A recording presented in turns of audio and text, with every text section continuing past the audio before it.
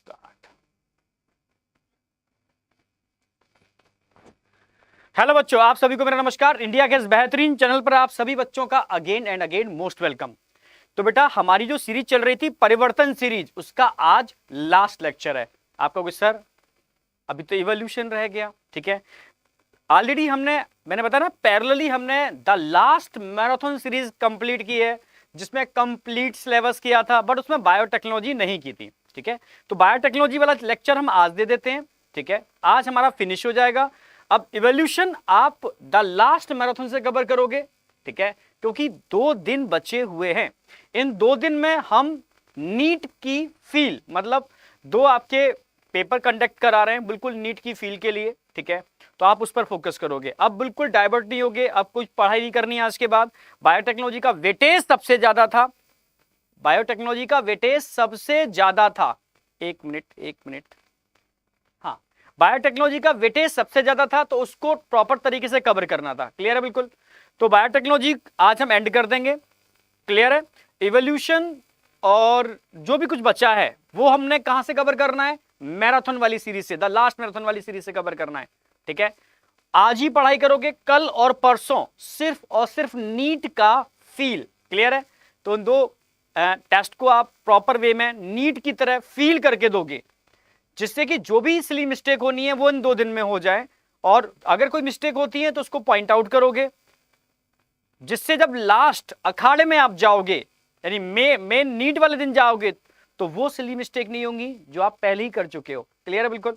तो ठीक है, तो बस मैं यही बोलूंगा, ठीक है। इसको बहुत अच्छी तरीके से एंजॉय करो, क्योंकि बायोटेक्नोलॉजी का वेटेज ज्यादा है, ठीक है। अब इसमें कराने के हवाले में कंक्लूड कर दूं, ठीक है। इसमें हम एप्लीकेशन की बात करेंगे, बायोटेक्नोलॉजी की एप्लीकेशंस कहां कहां है, कहां हम यूज कर रहे हैं बायोटेक्नोलॉजी को। तो मेनली यहां हम 2 ब्रांच पढ़ने वाले हैं, वेटेज में बता चुका हूं इसका आपको। तो हम बायोटेक्नोलॉजी की एप्लीकेशन एग्रीकल्चर में कवर करने वाले हैं और मेडिसिन में कवर करने वाले हैं, ठीक है। तो एग्रीकल्चर में टोटल मैं 4 एप्लीकेशन बताऊंगा, एग्रीकल्चर में कहां कहां बायोटेक्नोलॉजी यूज हो रही है, ठीक है। और अगर हम बात करते हैं मेडिसिन, तो मेडिसिन में हम 2 एप्लीकेशन बताएंगे, एक इंसुलिन वाला, ध्यान रखना है आपको, और एक जीन थेरेपी। इन 2 से क्वेश्चन मिल ही जाएगा, हर साल मिलता है इन 2 से एक क्वेश्चन तो मिलेगा ही, ठीक है, पक्का है 100%। मतलब आज वाले चैप्टर से 4 क्वेश्चन मान के चलो मिल जाएंगे आपको, ठीक है। तो उस हिसाब से तैयारी करनी है, 4 क्वेश्चन बहुत होते हैं, ठीक है। तो इसलिए लेक्चर लेना मेरे लिए बहुत जरूरी था, ठीक है। समझ रहे हो ना मेरी बात। तो टोटल 6 एप्लीकेशन आपको यहां समझनी है, 4 एग्रीकल्चर से और 2 मेडिसिन से। फिर मॉलिक्यूलर डायग्नोसिस के अंदर अलाइजा और रिकॉम्बिनेंट डीएनए टेक्नोलॉजी, यहां से क्वेश्चन मिल जाएगा। और लास्ट में हम पढ़ेंगे इसके बाद ट्रांसजेनिक एनिमल और एथिकल इशू। ट्रांसजेनिक एनिमल में भी क्वेश्चन बन जाता है, वही रोजी काओ वाला। और एथिकल इशू से क्वेश्चन खैर बहुत रेयरली बनता है, ठीक है। वो डेटाबेस है, पर मैं उसको करा दूंगा, जैसे बाई चांस क्वेश्चन बन जाए तो पता होना चाहिए, ठीक है। ईयर वेस क्वेश्चन बन जाते हैं, ठीक है। कौन सी कंपनी थी, किस ईयर में, क्या राइस की कितनी वेराइटीज थी, इंडिया में कितनी बासमती की वेराइटीज है जो डॉक्यूमेंटेड है, इस तरह के क्वेश्चन आ सकते हैं। तो एकदम इस चैप्टर को ब्रेन की लाइब्रेरी में सेट करने वाले हैं, ठीक है। कंटिन्यू करते हैं, कोशिश करेंगे, मैंने ऑलरेडी स्लाइड प्रिपेयर्ड है, कंप्रेस करके ब्रेन में सेट करना है, ठीक है, कम से कम टाइम के अंदर। तो बायोटेक्नोलॉजिकल एप्लीकेशन इन एग्रीकल्चर, ठीक है। तो अब एग्रीकल्चर में एप्लीकेशन स्टार्ट कर रहे हैं, उससे पहले पता होना चाहिए कि हमारी इंडिया की पॉपुलेशन बहुत तेजी से बढ़ रही है। इंडिया क्या, पूरी दुनिया की पॉपुलेशन तेजी से बढ़ रही है। तो जिस तरीके से पॉपुलेशन बढ़ रही है, उसके रिस्पेक्ट में फूड की क्वालिटी और क्वांटिटी नहीं इंक्रीज हो पा रही, ठीक है। इसीलिए हमने सबसे पहले स्टार्ट किया था agrochemical based agriculture. Agrochemical based agriculture में आपको पता होगा हम डिफरेंट टाइप के फर्टिलाइजर यूज करते थे, डिफरेंट टाइप के, ठीक है, कह सकते हो इंसेक्टिसाइड, फंजीसाइड, समझ रहे हो ना, डिफरेंट टाइप की वीड्स को मारने के लिए poisonous substance, chemical substance use किया करते थे, ठीक है। तो इन केमिकल फर्टिलाइजर और इन डिफरेंट टाइप के, समझ रहे हो, फंजीसाइड, इंसेक्टिसाइड, इनको यूज करते थे, जिससे प्रोडक्टिविटी बढ़ जाती थी, पर कहीं ना कहीं इनका इफेक्ट फूड की क्वालिटी पर पड़ता था, ठीक है। फिर आगे जाकर के हमने स्टार्ट किया ऑर्गेनिक एग्रीकल्चर। ऑर्गेनिक एग्रीकल्चर में हम बायो फर्टिलाइजर यूज करते हैं, देखा होगा ना आज की डेट में कि बायो फर्टिलाइजर मतलब लाइक गोबर की खाद, ठीक है, इसको यूज करते हैं, वर्मी कंपोस्ट। इससे फूड की क्वालिटी बहुत इंप्रूव होती है, पर क्वांटिटी पर इतना ज्यादा इफेक्ट नहीं आता। बट आज की डेट में हम दोनों ही टेक्निक को यूज कर रहे हैं। भाई ऑर्गेनिक एग्रीकल्चर भी यूज कर रहे हैं और केमिकल एग्रीकल्चर भी यूज कर रहे हैं, ठीक है, आप समझ रहे हो। पर इन दोनों को यूज करने के बाद भी जिस रेशियो में पॉपुलेशन बढ़ रही है, उस रेशियो के अंदर फूड की क्वालिटी और क्वांटिटी इंक्रीज नहीं हो रही, ठीक है। तो जरूरत है किसी ना किसी न्यू टेक्नोलॉजी के एंटर करने की, तो बायोटेक्नोलॉजी आई, ठीक है। तो हम कोशिश कर रहे हैं बायोटेक्नोलॉजी इसको किस हद तक हम इसको सॉल्व कर सकते हैं।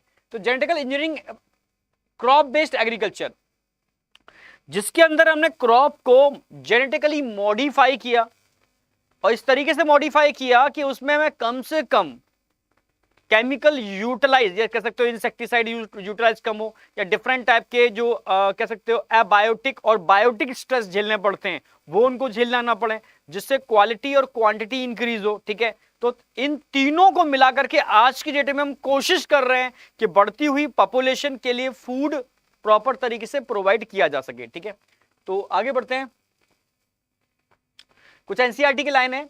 जैसे हमने जेनेटिकली मॉडिफाइड ऑर्गेनिज्म को बनाने के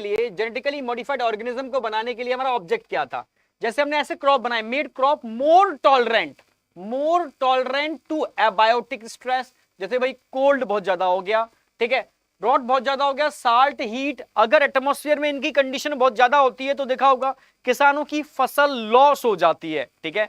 तो इसको बोलते हैं एबायोटिक स्ट्रेस। इससे बचाने के लिए हमने क्रॉप को टॉलरेंट बनाया इस टेक्नोलॉजी को यूज करके, ठीक है। इसके अलावा reduce reliance on chemical pesticide, हम कोशिश कर रहे हैं कि आपका जो केमिकल पेस्टिसाइड पर विश्वास है वो कम से कम हो भाई, ठीक है। उसको रिप्लेस करो जेनेटिकली इंजीनियर्ड या जेनेटिकली मॉडिफाइड क्रॉप से, जिसमें हम केमिकल फर्टिलाइजर को यूज नहीं करते, ठीक है। तो इसके लिए हमने पेस्ट रेजिस्टेंट क्रॉप बनाए। पेस्ट रेजिस्टेंस क्रॉप की अगर बात करते हैं तो मैं यहां पर आपको दो टेक्निक बताने वाला हूं पेस्ट रेजिस्टेंस क्रॉप के अंदर। एक तो हम बात करेंगे यहां पर बीटी टॉक्सिन की, ठीक है, और दूसरा मैं यहां बताऊंगा आरएनए इंटरफेरेंस,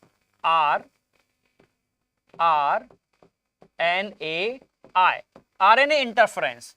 तो यहां हम बीटी टॉक्सिन और आरएनए इंटरफेरेंस को कवर करने वाले हैं। अगर मैं बीटी टॉक्सिन की बात करता हूं तो इंसेक्ट रेजिस्टेंट है, इंसेक्ट रेजिस्टेंट प्लांट को बनाते हैं इसे, इंसेक्ट। और आरएनएआई की बात करते हैं तो यहां पर हम टोबैको प्लांट का एग्जांपल यूज करेंगे, जिसको हमने नेमाटोड रेजिस्टेंट बनाया है, nematode resistant.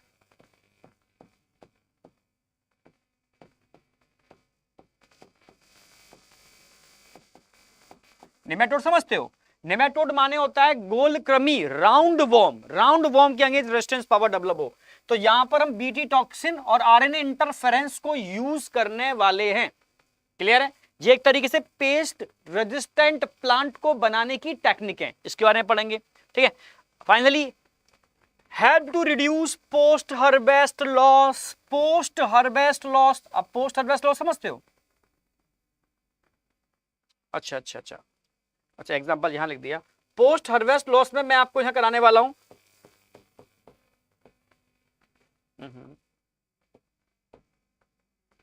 Flavour saver tomato, flavour saver tomato की बात करेंगे, यहां गोल्डन राइस की बात कर लेंगे, ठीक है।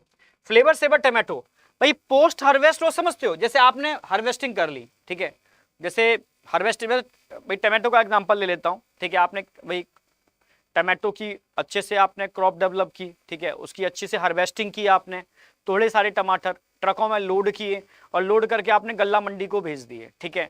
गल्ला मंडी में टमाटर जा रहे हैं, रास्ते में जाम मिल गया तो 2-3 दिन ट्रक खड़े रहे, इसमें सारे टमाटर पक गए और सॉफ्टनिंग हो गई, सड़ गए सारे के सारे, तो लॉस हो गया ना। तो ये भी एक बहुत बड़ी बात थी। तो इससे बचने के लिए हमने क्या किया, हमने एक टेक्निक डेवलप की आरएनए इंटरफेरेंस, और उसमें बनाया हमने फ्लेवर सेवर टमाटो, यानी एक ऐसा टमाटो जब तक आप उसको केमिकल से ट्रीट नहीं करोगे वो ग्रीन का ग्रीन रहेगा। आखिर उसमें क्या किया, कौन सी टेक्निक यूज की, जिसकी वजह से आपने पोस्ट हार्वेस्ट लॉस से उसको बचाया, और आज की डेट में टेक्निक मैक्सिमम फ्रूट्स पर यूज की जाती है, ठीक है। चलो इसके अलावा increase efficiency of mineral uses by plant, this prevent early exhaustion of fertility of soil, हाँ इस पर भी हम काम कर रहे हैं। इसके अलावा enhanced nutritional value of food, जैसे गोल्डन राइस बहुत प्यारा एग्जांपल है, इस पर फोकस करना, यही एग्जांपल दे रखा है गोल्डन राइस, ठीक है। अगर गोल्डन राइस की बात करते हैं भाई, राइस के अंदर मेनली कार्बोहाइड्रेट होता है, ठीक है। तो गोल्डन राइस की अगर बात की जाए तो इसमें हमने ऐसा राइस बनाया है जो विटामिन बी, आप समझ, सॉरी विटामिन ए आंखों के लिए होती है, विटामिन ए रिच राइस हो, और विटामिन ए के डिपोजिशन की वजह से उसका कलर कैसा हो जाता है, गोल्डन हो जाता है। तो ये बायोटेक्नोलॉजी से बनाया है, तो ये टेक्निक हमने यूज की है यहाँ पर। तो समझ में आया, ये हमारे ऑब्जेक्टिव हैं इसके लिए। तो हमारे टोटल में कितने पढ़ रहे हैं, 4 एग्रीकल्चर टेक्निक पढ़ने, 2 हमें मेडिसिन में जो टेक्निक्स यूज हुए हैं वो पढ़ने हैं, डायग्नोसिस के अंदर हम 2 टेक्निक्स पढ़ेंगे, ठीक है। और इसके बाद जेनेटिकल इंजीनियर्ड या कह सकते हो जेनेटिकली मॉडिफाइड या ट्रांसजेनिक एनिमल पढ़ेंगे, और फाइनली इथिकल इशू पढ़ेंगे, चैप्टर एंड हो जाएगा, ठीक है। चलो कंक्लूड करता हूं उसको मैं। सबसे पहले मैं गोल्डन राइस लेता हूं, Oryza sativa, golden rice Oryza sativa, समझना मेरी बात। तो इंडिया में कई जगह ऐसी है जहां विटामिन ए की डेफिशिएंसी होती है, तो उनको भाई विटामिन ए आंखों के लिए रिक्वायर्ड होती है, तो वहां आंखों से रिलेटेड प्रॉब्लम रहती थी, क्योंकि उस जगह पर उस रीजन के अंदर जो मैक्सिमम क्रॉप होती है वो चावल ही होती है, तो आप चावल ही खा रहे हो, ठीक है, और फ्रूट्स वगैरह नहीं होते इतने ज्यादा, ठीक है। तो राइस ही आपका मेन फूड है और जिसमें ओनली कार्बोहाइड्रेट होता है। तो विटामिन ए रिच फूड की डेफिशिएंसी थी, तो उससे निपटने के लिए साइंटिस्टों ने क्या काम किया, राइस के अंदर ही बीटा कैरोटीन के जीन को डाल दिया, राइस के अंदर ही। तो राइस तो बनेगा ही, पर साथ में बीटा कैरोटीन का डिपोजिशन हो जाएगा, और बीटा कैरोटीन को हम प्रो विटामिन ए बोलते हैं, क्योंकि आप खाते बीटा कैरोटीन हो जो लिवर में जाकर के विटामिन ए में कन्वर्ट होती है। समझ में आया? तो इस टेक्निक को यूज किया, और मैंने लास्ट लेक्चर में बताया भी था बायोटेक्नोलॉजी के कि प्लांट के अंदर किसी भी जीन को इंट्रोड्यूस करोगे तो आप टीआई प्लाज्मिड यूज करोगे। टीआई प्लाज्मिड एग्रोबैक्टीरियम टीमीफेसियंस के अंदर होता है। एनिमल के अंदर किसी भी जीन, एनिमल सेल के अंदर किसी भी जीन को इंट्रोड्यूस करोगे तो मोस्टली केस में आप रेट्रोवायरस यूज करते हो, ठीक है। बस 2 बातें ध्यान रखनी है इस पूरी एप्लीकेशन के अंदर, ठीक है। अब राइस के अंदर आपको बीटा कैरोटीन का जीन डालना है, तो क्या यूज करोगे, टीआई प्लाज्मिड, ठीक है। तो बीटा कैरोटीन का जीन हमने कहां से आइसोलेट किया, सब पूछा जा सकता है। तो एक गोल्ड डैफोडिल वैरायटी थी, ठीक है। तो डैफोडिल प्लांट था जिसमें बीटा कैरोटीन का जीन था, तो डैफोडिल से हमने बीटा कैरोटीन के जीन को आइसोलेट किया। इस जीन को सब जगह एक ही मैकेनिज्म है, जीन को एक वेक्टर के संग जोड़ करके रिकॉम्बिनेंट बनाया, रिकॉम्बिनेंट को किसी भी प्लांट या एनिमल में ट्रांसफर करके उसका ट्रांसफॉर्मेशन कर दिया, ठीक है, ट्रांसफॉर्मेंट बना दिया, और जेनेटिकली उसको मॉडिफाई कर दिया। बस यही एप्लीकेशन सब जगह अप्लाई होगी, ठीक है। अब देख लो सेम यहां कर रहे हैं। डैफोडिल से हमने बीटा कैरोटीन के जीन को निकाला, इस बीटा कैरोटीन के जीन को हमने एग्रोबैक्टीरियम ट्यूमीफेसियंस के टीआई प्लाज्मिड से जोड़ करके रिकॉम्बिनेंट बनाया, और रिकॉम्बिनेंट को enter in temperate strain of rice, यानी एक लोकल स्ट्रेन था राइस का, ठीक है, उसके अंदर इंट्रोड्यूस कर दिया, और उससे बन गया गोल्डन राइस।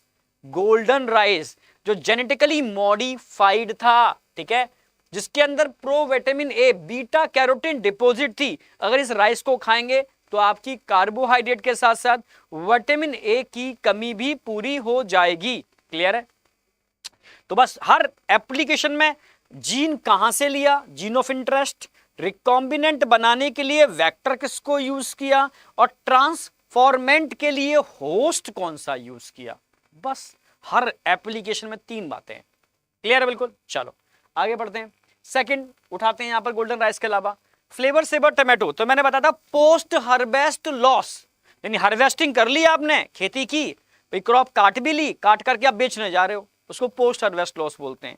तो उस पोस्ट हार्वेस्ट लॉस से बचने के लिए आपने भाई देखा होगा ना, पहले के टाइम पर जैसे आपने भाई नेचुरली जो फूड पकते थे उनको आप मंडी में बेचने जाते थे तो सॉफ्टनिंग हो जाती थी, सड़ जाते थे। आज की डेट में देखा होगा ना, फ्रूट्स होते हैं, ठीक है, जब तक उनको एक केमिकल से ट्रीट ना किया जाए वो हरे के हरे ही रहेंगे, ठीक है। उनमें जो पकने का मैकेनिज्म है, सॉफ्टनिंग मैकेनिज्म है, वो नहीं हो पाएगा। क्यों नहीं हो पाएगा? हमने एक टेक्निक यूज की, आरएनए इंटरफेरेंस, ठीक है। अब समझो मेरी बात, नॉर्मल केस में क्या होता है, नॉर्मल केस में हर एक फ्रूट्स के अंदर, ये मान लो टमाटर है, ठीक है, हर एक फ्रूट्स में एक जीन होता है, समझना, एक जीन होता है, उस जीन के एक्सप्रेशन से एक एंजाइम बनता है पॉलीगैलेक्ट यूरोनेज, और ये एंजाइम रिस्पॉन्सिबल होता है सॉफ्टनिंग ऑफ फ्रूट। जब आप उसको तोड़ोगे तो जीन एक्सप्रेस करेगा और इस जीन की वजह से ये एंजाइम बनेगा पॉलीगैलेक्टोयूरोनेज, और ये एंजाइम किसी भी फ्रूट की सॉफ्टनिंग के लिए रिस्पॉन्सिबल होगा, सॉफ्ट पकाने के लिए रिस्पॉन्सिबल होगा। साइंटिस्टों ने दिमाग लगाया क्यों ना यार इस जीन को ही साइलेंट कर दिया जाए। तो कई साइंटिस्टों ने कहा जीन को ही साइलेंट करोगे तो पकेगा कैसे? सिंपल तरीका है, हम आर्टिफिशियल ठीक है राइपनिंग एजेंट यूज कर लेंगे इसके लिए, पर पोस्ट हार्वेस्ट लॉस से तो बचाया जा सकता है। ठीक है भाई, इसको देख लेते हैं। तो हमने क्या काम किया, इस जीन को साइलेंट करने के लिए, इस जीन को जो पॉलीगैलेक्टोयूरोनेज एंजाइम बना रहा था, उस जीन को साइलेंट करने के लिए हमने एक टेक्निक यूज की। वो टेक्निक क्या होती है मैं आगे बताने वाला हूं। ठीक है, बस ये अभी इतना याद रखना कि फ्लेवर सेवर टोमेटो के लिए हमने आरएनए इंटरफ्रेंस टेक्निक यूज की, या एंटीसेंस आरएनए यूज किया, या complementary double standard RNA use किया।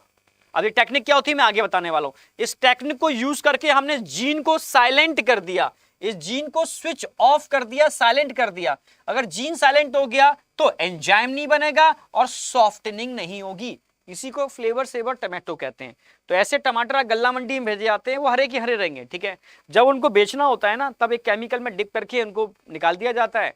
बस फिर 3 से 4 दिन के अंदर उनको सेल करना होता है, जिससे कि अगर आप घर पे लाके रख भी दो तो भी पक जाएगा वो। ठीक है, कोई केमिकल से ट्रीटेड है। समझ रहे हो ना मेरी बात?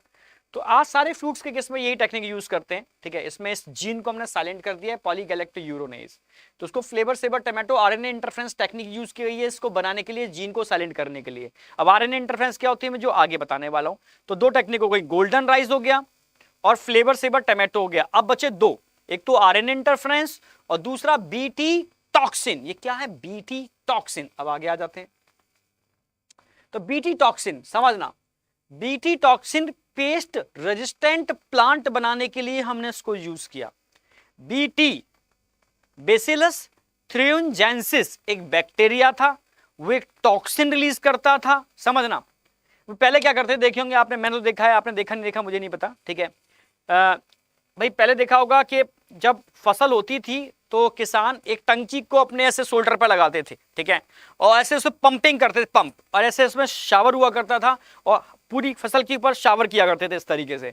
तो हम पूछते थे भाई क्या है, तो कहते थे भागो यहां से, और खुद भी वो बांधे होते थे, ये पॉइजन है। तो पॉइजन क्यों छिड़क रहे हो? अगर पॉइजन नहीं स्प्रे करेंगे तो इससे इंसेक्ट कीड़े आएंगे। ठीक है, लाइक लोकस्ट, टिड्डियों का दल आएगा, खत्म कर देगा पूरी क्रॉप को, बर्बाद हो जाएगी। तो पॉइजन डालना जरूरी है जिससे कि ये इंसेक्ट से इसके अंदर रेजिस्टेंस पावर आए। पर उसके भाई केमिकल्स हैं, पॉइजन है, तो क्रॉप के साथ साथ हमको भी नुकसान होता था। ठीक है, तो साइंटिस्टों ने दिमाग लगाया यार कुछ ऐसा करो, तो उन्होंने एक बैक्टीरिया ढूंढा। उस बैक्टीरिया को अगर इंसेक्ट खा जाए तो इंसेक्ट की मौत हो जाती थी, बेसिलस थ्रियोजेंसिस। साइंटिस्टों ने पता लगाया आखिर ऐसा क्या है। तो उस समय पता नहीं था, स्टार्टिंग में तब बायोटेक्नोलॉजी नहीं आई थी, तो हम साइंटिस्टों ने क्या किया, एक घोल बनाते थे सॉल्यूशन, उसमें उस बैक्टीरिया को मिला दिया जाता था, फिर उस बैक्टीरिया को स्प्रे किया जाता था सब जगह। वो इस बैक्टीरिया क्या करता था, लीफ के ऊपर आता था, जब इंसेक्ट लीफ को खाता था तो बैक्टीरिया को भी खा जाता था। बैक्टीरिया के अंदर कुछ जीन होते थे जो इनएक्टिव थे, पर अगर इंसेक्ट उसको खाता था तो इंसेक्ट की गट में जाकर के वो एक्टिव हो जाते थे, और एक्टिव होने से इंसेक्ट की गट में होल बन जाते थे जिससे उसकी मौत हो जाती थी। कहानी समझा रहा हूं अभी? ठीक है, तो समझने की कोशिश करना, अभी इसको छोड़ो, समझने की कोशिश करना। तो जब साइंटिस्टों को इस बैक्टीरिया के बारे में पता चला, बैक्टीरिया बेसिलस थ्रियोजेंसिस, ठीक है, इस बैक्टीरिया को स्प्रे करना चालू कर दिया। ये आ गया बैक्टीरिया। अगर इस बैक्टीरिया की बात करता हूं तो इस बैक्टीरिया के अंदर कुछ एंडोटॉक्सिन होते हैं, अंदर ही बनते हैं, बाहर निकलते नहीं है, जो इनएक्टिव फॉर्म में होते हैं। तो जब भी कोई इंसेक्ट आएगा इस लीफ को खाएगा तो बैक्टीरिया को भी खा जाएगा। बैक्टीरिया को जब इंटेक करेगा तो ये इनएक्टिव एंडोटॉक्सिन जो इनएक्टिव फॉर्म में थे, इनएक्टिव एंडोटॉक्सिन जो बैक्टीरिया के अंदर थे, ये इंसेक्ट की मिड गट में जाएंगे। फोर गट में कोई दिक्कत नहीं है, मिड गट में जाएंगे जहां पर एल्कलाइन मीडियम होता है। और एल्कलाइन मीडियम, एसिडिक मीडियम में कुछ नहीं होगा, एल्कलाइन मीडियम में जाकर के ये इनएक्टिव एक्टिव हो जाते हैं, और एक्टिव होते ही ये उस इंसेक्ट की गट में होल बना देते हैं जिससे उसकी डेथ हो जाती है। ये साइंटिस्टों को पता चल गया तो इसको यूज करना चालू कर दिया, और इसको कह सकते हो बायो पेस्टिसाइड। ठीक है, बायोलॉजिकल सब्सटेंस हैं जो पेस्ट या इंसेक्ट को मारने के लिए यूज किए जाते थे। तो ये चल रहा था मैकेनिज्म, ठीक है। अब साइंटिस्टों ने पता किया था, बायोटेक्नोलॉजी आ गई, तो साइंटिस्टों ने कहा कुछ तो है इस बैक्टीरिया के अंदर जो इनएक्टिव था और बाद में जाके एक्टिव हो गया। तो हमने ढूंढा इसमें एक जीन था जो एक प्रोटीन बना रहा था, क्राइजीन, जो एक क्राई प्रोटीन बना रहा था जिसको एंडोटॉक्सिन बोल सकते हो। वो प्रोटीन इनएक्टिव फॉर्म में बनती है, समझना। पर बाई चांस वो प्रोटीन जब बैक्टीरिया की मिड गट में जाती है तो वहां एल्कलाइन मीडियम में कुछ एंजाइम एक्टिवेट होते हैं, और एंजाइम कौन से? प्रोटीएज। वो प्रोटीएज एंजाइम उस प्रोटीन के टुकड़े करते हैं। जब वो प्रोटीएज एंजाइम उस प्रोटीन के टुकड़े करते हैं तो वो प्रोटीन एक्टिव हो जाती है, और एक्टिव होते ही बैक्टीरिया की गट में, मिड गट में अटैच होकर के होल जनरेट कर देती है, जिसकी वजह से उस बैक्टीरिया की डेथ हो जाती है। समझ में आया? तो इसके बाद में साइंटिस्टों को मालूम पड़ा, तो उन्होंने जीन को ढूंढा जो उन एंडोटॉक्सिन को बना रहा था। इसको क्राइजीन बोलते हैं। क्या बोलते हैं? Cry, CRY क्राइजीन। वही क्राइजीन है, एक्सप्रेस करेगा प्रोटीन बनेगी। ये प्रोटीन का स्ट्रक्चर दिखा दिया मैंने। इनएक्टिव क्राई प्रोटीन है, या एंडोटॉक्सिन भी बोल सकते हो, अंदर ही बनते हैं। अगर किसी भी तरीके से ये बैक्टीरिया की मिड गट में गए, क्योंकि मिड गट में एल्कलाइन मीडियम होता है, समझ रहे हो? हमारी गट में स्टार्टिंग में एसिडिक मीडियम होता है, और एसिडिक मीडियम के अंदर ये प्रोटीन अलग तरीके से टूटती है, और उसकी एल्कलाइन मीडियम में ये प्रोटीन अलग तरीके से टूटती है, प्रोटीएज के थ्रू। वो इस तरीके से टूटती है कि एक्टिव हो जाती है। Enter in mid gut of insect, जहां पर activation of alkaline medium by protease. कुछ प्रोटीएज एंजाइम होते हैं जो स्पेसिफिक जगह पर ही कट मारते हैं, और कट लगते ही इसका एक पार्ट, यहां से कट लगा, ये वाला पार्ट अलग हो गया, और ये पार्ट अलग हो गया, ये पार्ट अलग हो गया, बचा ये वाला पार्ट। अब ये एक्टिव पार्ट है। तो activation in mid gut of insect, जब ये एक्टिव हो जाता है तो मिड गट की एपिथेलियम से चिपक जाता है और वहां पर होल जनरेट कर देता है, जिसकी वजह से डेथ ऑफ इंसेक्ट की डेथ हो जाती है। समझ में आया? तो हमने ये कंसेप्ट समझ लिया। अब क्या करना है? बस इस जीन को निकाल लो, इस बैक्टीरिया से जीन को निकालो, क्राई जीन को। इस क्राई जीन को वही टीआई प्लाज्मिड से जोड़ करके रिकॉम्बिनेंट बनाओ, उस रिकॉम्बिनेंट से डिफरेंट क्रॉप का ट्रांसफॉर्मेशन कर दो। यानी अब ये क्राई प्रोटीन उस क्रॉप में बनेगी जिसको आपने जेनेटिकली मॉडिफाई किया है। क्लियर? बिल्कुल जेनेटिकली मॉडिफाई कर दिया आपने, ठीक है। अब उसमें ये प्रोटीन बनना चालू हो गई, ठीक है। अब जब प्रोटीन बनना चालू हो जाएगी, उसके अंदर, तो अब क्या होगा? उस क्रॉप को कोई भी इंसेक्ट खाएगा तो मारा जाएगा। तो हमने उस क्रॉप को क्या कर दिया? जेनेटिकली मॉडिफाई कर दिया। तो अब इस टेक्निक को कहां कहां यूज करने वाले हैं, समझ में आ गया होगा टेक्निक क्या है। तो एनसीईआरटी पर आ रहा हूं। एनसीईआरटी कह रही है पेस्ट रेजिस्टेंस प्लांट बना रहे हैं जिसमें BT toxin is produced by bacterium Bacillus thuringiensis. हम समझ चुके हैं, इसलिए इसको बीटी बोलते हैं शॉर्ट में, बेसिलस थ्रियोजेनेसिस, ठीक है। आज की डेट में हम बीटी कॉटन बना चुके हैं, कॉटन जो पेस्ट रेजिस्टेंट कॉटन है, क्योंकि इसमें भी बीटी टॉक्सिन बन रहे हैं। हमने बीटी कॉर्न बनाया है, बीटी राइस बनाया है, बीटी टमाटो बनाया है, बीटी पोटैटो बनाया है, बीटी सोयाबीन बनाया है, पर बीटी ब्रिंजल भी बनाया है। बैगन में देखो ना कीड़े अंदर आ जाते हैं, कीड़े, ठीक है, इंसेक्ट लार्वा देते हैं अंदर, तो वो भी सड़ जाता है, खराब हो जाता है, छेद होते हैं। तो उसको भी हमने क्या बना दिया? जेनेटिकली मॉडिफाई कर दिया। आप समझ पा रहे हो ना मेरी बात? जेनेटिकली मॉडिफाई कर दिया। तो इस टेक्निक को हम डिफरेंट क्रॉप पर यूज कर रहे हैं। टेक्निक कंसेप्ट में समझा दिया है। अब कॉटन हमारे सिलेबस में, बीटी कॉटन हमारे सिलेबस में, तो पहले पता होना चाहिए इंसेक्ट की 3 वैरायटी हैं। एक तो है लेपिडोप्टेरंस, एक है सीलोप्टेरंस, और एक है डायप्टेरंस, ठीक है। अगर मैं लेपिडोप्टेरंस की बात करता हूं, उसमें कौन कौन से इंसेक्ट आते हैं? कॉर्न बोरर आता है, कॉटन बॉल बॉम आता है, टोबैको बड बॉम आता है, आर्मी बॉम आता है। सर ये तो सुने ही नहीं है नाम। यस, ठीक है। आपको सिर्फ 2 नाम याद रखना है यहां पर, ओनली और ओनली ये 2 एनसीईआरटी में जिक्र किए हैं, ठीक है। एक तो ध्यान रखना कॉर्न बोरर, ऐसे इंसेक्ट जो कॉर्न के अंदर होल बना देते हैं, भुट्टे बेकार हो जाते हैं, ठीक है। ऐसे ही कॉटन बॉल बॉम, कॉटन की बॉल होती है, अगर नेचुरल कॉटन देखोगे छोटी छोटी बॉल होती हैं। ऐसे इंसेक्ट जो कॉटन की बॉल में अपने लार्वा को देते हैं, अंदर डाल देते हैं, ठीक है, हैचिंग के बाद, ठीक समझ रहे हो मेरी बात? तो बेकार हो जाती है वो भी। तो कॉटन बॉल बॉम और कॉर्न बोरर ये इंसेक्ट लेपिडोप्टेरन्स में आते हैं। बस यही क्वेश्चन आएगा। पर एनसीईआरटी ने, ठीक है, सिलोप्टेरन्स की भी बात की है और डायप्टेरन्स की भी बात की है। ठीक है, सिलोप्टेरन्स में बीटल्स आते हैं और डायप्टेरन्स में फ्लाई और मॉस्किटो आते हैं, पर एनसीईआरटी ने इनकी बात डिटेल में नहीं की। तो क्वेश्चन बनेगा तो कॉर्न बोरर पर और कॉटन बॉल बॉम पे बनेगा। ठीक है, तो ये वो इंसेक्ट हैं, समझ रहे हो, जिन पर क्वेश्चन बनने की प्रोबेबिलिटी है। तीनों ही नाम दे रखे हैं, डायप्टेरन्स भी दे रखा है एनसीईआरटी ने, ठीक है, सिलोप्टेरन्स भी दे रखा है, ठीक है, और लेपिडोप्टेरन्स भी दे रखा है। ठीक है, समझ रहे हो। टोबैको बडवॉर्म दे रखा है एनसीईआरटी ने, आर्मी वॉर्म भी दे रखा है, कॉटन बॉल बॉम, और या तो चारों ही कर लो आप, चारों ही नाम तो समझ तो लो किस में आते हैं, इतना तो याद कर ही लो। ठीक है, तो ये वो इंसेक्ट हो गए जो क्रॉप को नुकसान पहुंचाते हैं। तो ये हमारा टारगेट है, ये हमारा टारगेट है। इन्हीं को मारने के लिए हमने क्राइजीन ढूंढा है उस बैक्टीरिया में से, जिसकी हेल्प से हम डिफरेंट क्रॉप को जेनेटिकली मॉडिफाई करने वाले हैं। ठीक है, तो समझ में आ गया होगा। तो हमने क्या काम कर दिया, हमने इस क्राइजीन को निकाला और क्राइजीन को टीआई प्लाज्मिड से जोड़ करके डिफरेंट क्रॉप के अंदर ट्रांसफॉर्मेशन करके उनको जेनेटिकली मॉडिफाई कर दिया, जो अब प्रोटेक्टेड हैं लेपिडोप्टेरन्स, डायप्टेरन्स या सिलोप्टेरन्स से। ठीक है, अब रेजिस्टेंस पावर आ गई, वो इंसेक्ट रेजिस्टेंट बन चुके हैं क्योंकि क्राई प्रोटीन अब उनके अंदर बन रहा है। क्लियर है बिल्कुल। चलो भाई ठीक है, ये मैकेनिज्म पूरी बता चुका हूं जिससे इंसेक्ट की डेथ हो जाती है। ठीक है, अब यहां पर एक कॉटन बॉल बॉम्ब का एग्जांपल दे रखा है एनसीईआरटी ने। ये कॉटन की बॉल है, इस तरीके से होती है, कभी नेचुरल अपना प्लांट देखा हो, उसमें ये होल, ये क्या ना होल बना देता है और लार्वा इसके अंदर होता है, जिससे कॉटन की बॉल बर्बाद हो जाती है। समझ रहे हो। तो बस ध्यान क्या रखना है इन जीन के बारे में, cry first AB gene, cry second AB और क्राई फर्स्ट एसी, ये क्वेश्चन आते हैं। क्वेश्चन आएगा कॉर्न बोरर को मारने के लिए कौन सा क्राई जीन यूज करते हो, cry first AB. Cotton boll bomb को मारने के लिए कौन सा जीन यूज करोगे, क्राई सेकंड एबी और क्राई फर्स्ट एसी। तो इन तीनों जीन के नाम याद रखने हैं आपको, इन पर क्वेश्चन बनता है। Cry first AB, cry second AB और cry first AC.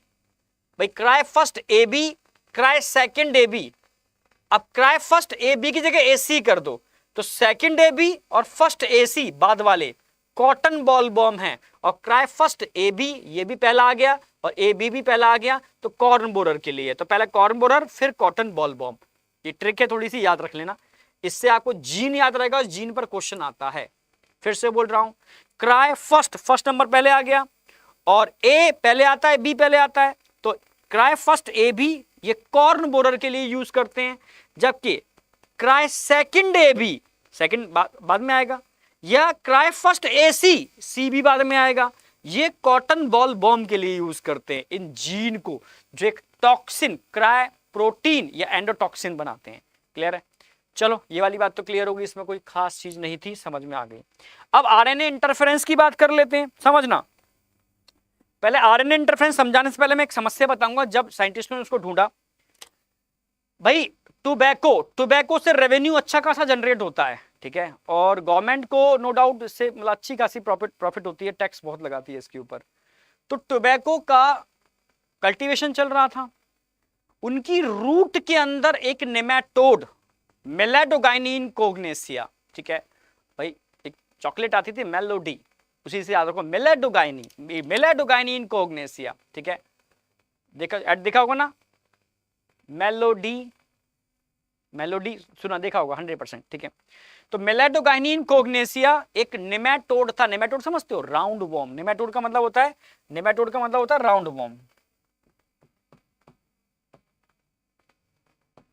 Warm, round warm की बात कर रहा हूं, ठीक है, राउंड वॉर्म। ये एक प्लांट है, प्लांट की रूट की बात कर रहा हूं, ये लीफ है, इनकी ऊपर लीफ आ गई, मैं इसकी बात नहीं कर रहा, रूट की बात कर रहा हूं।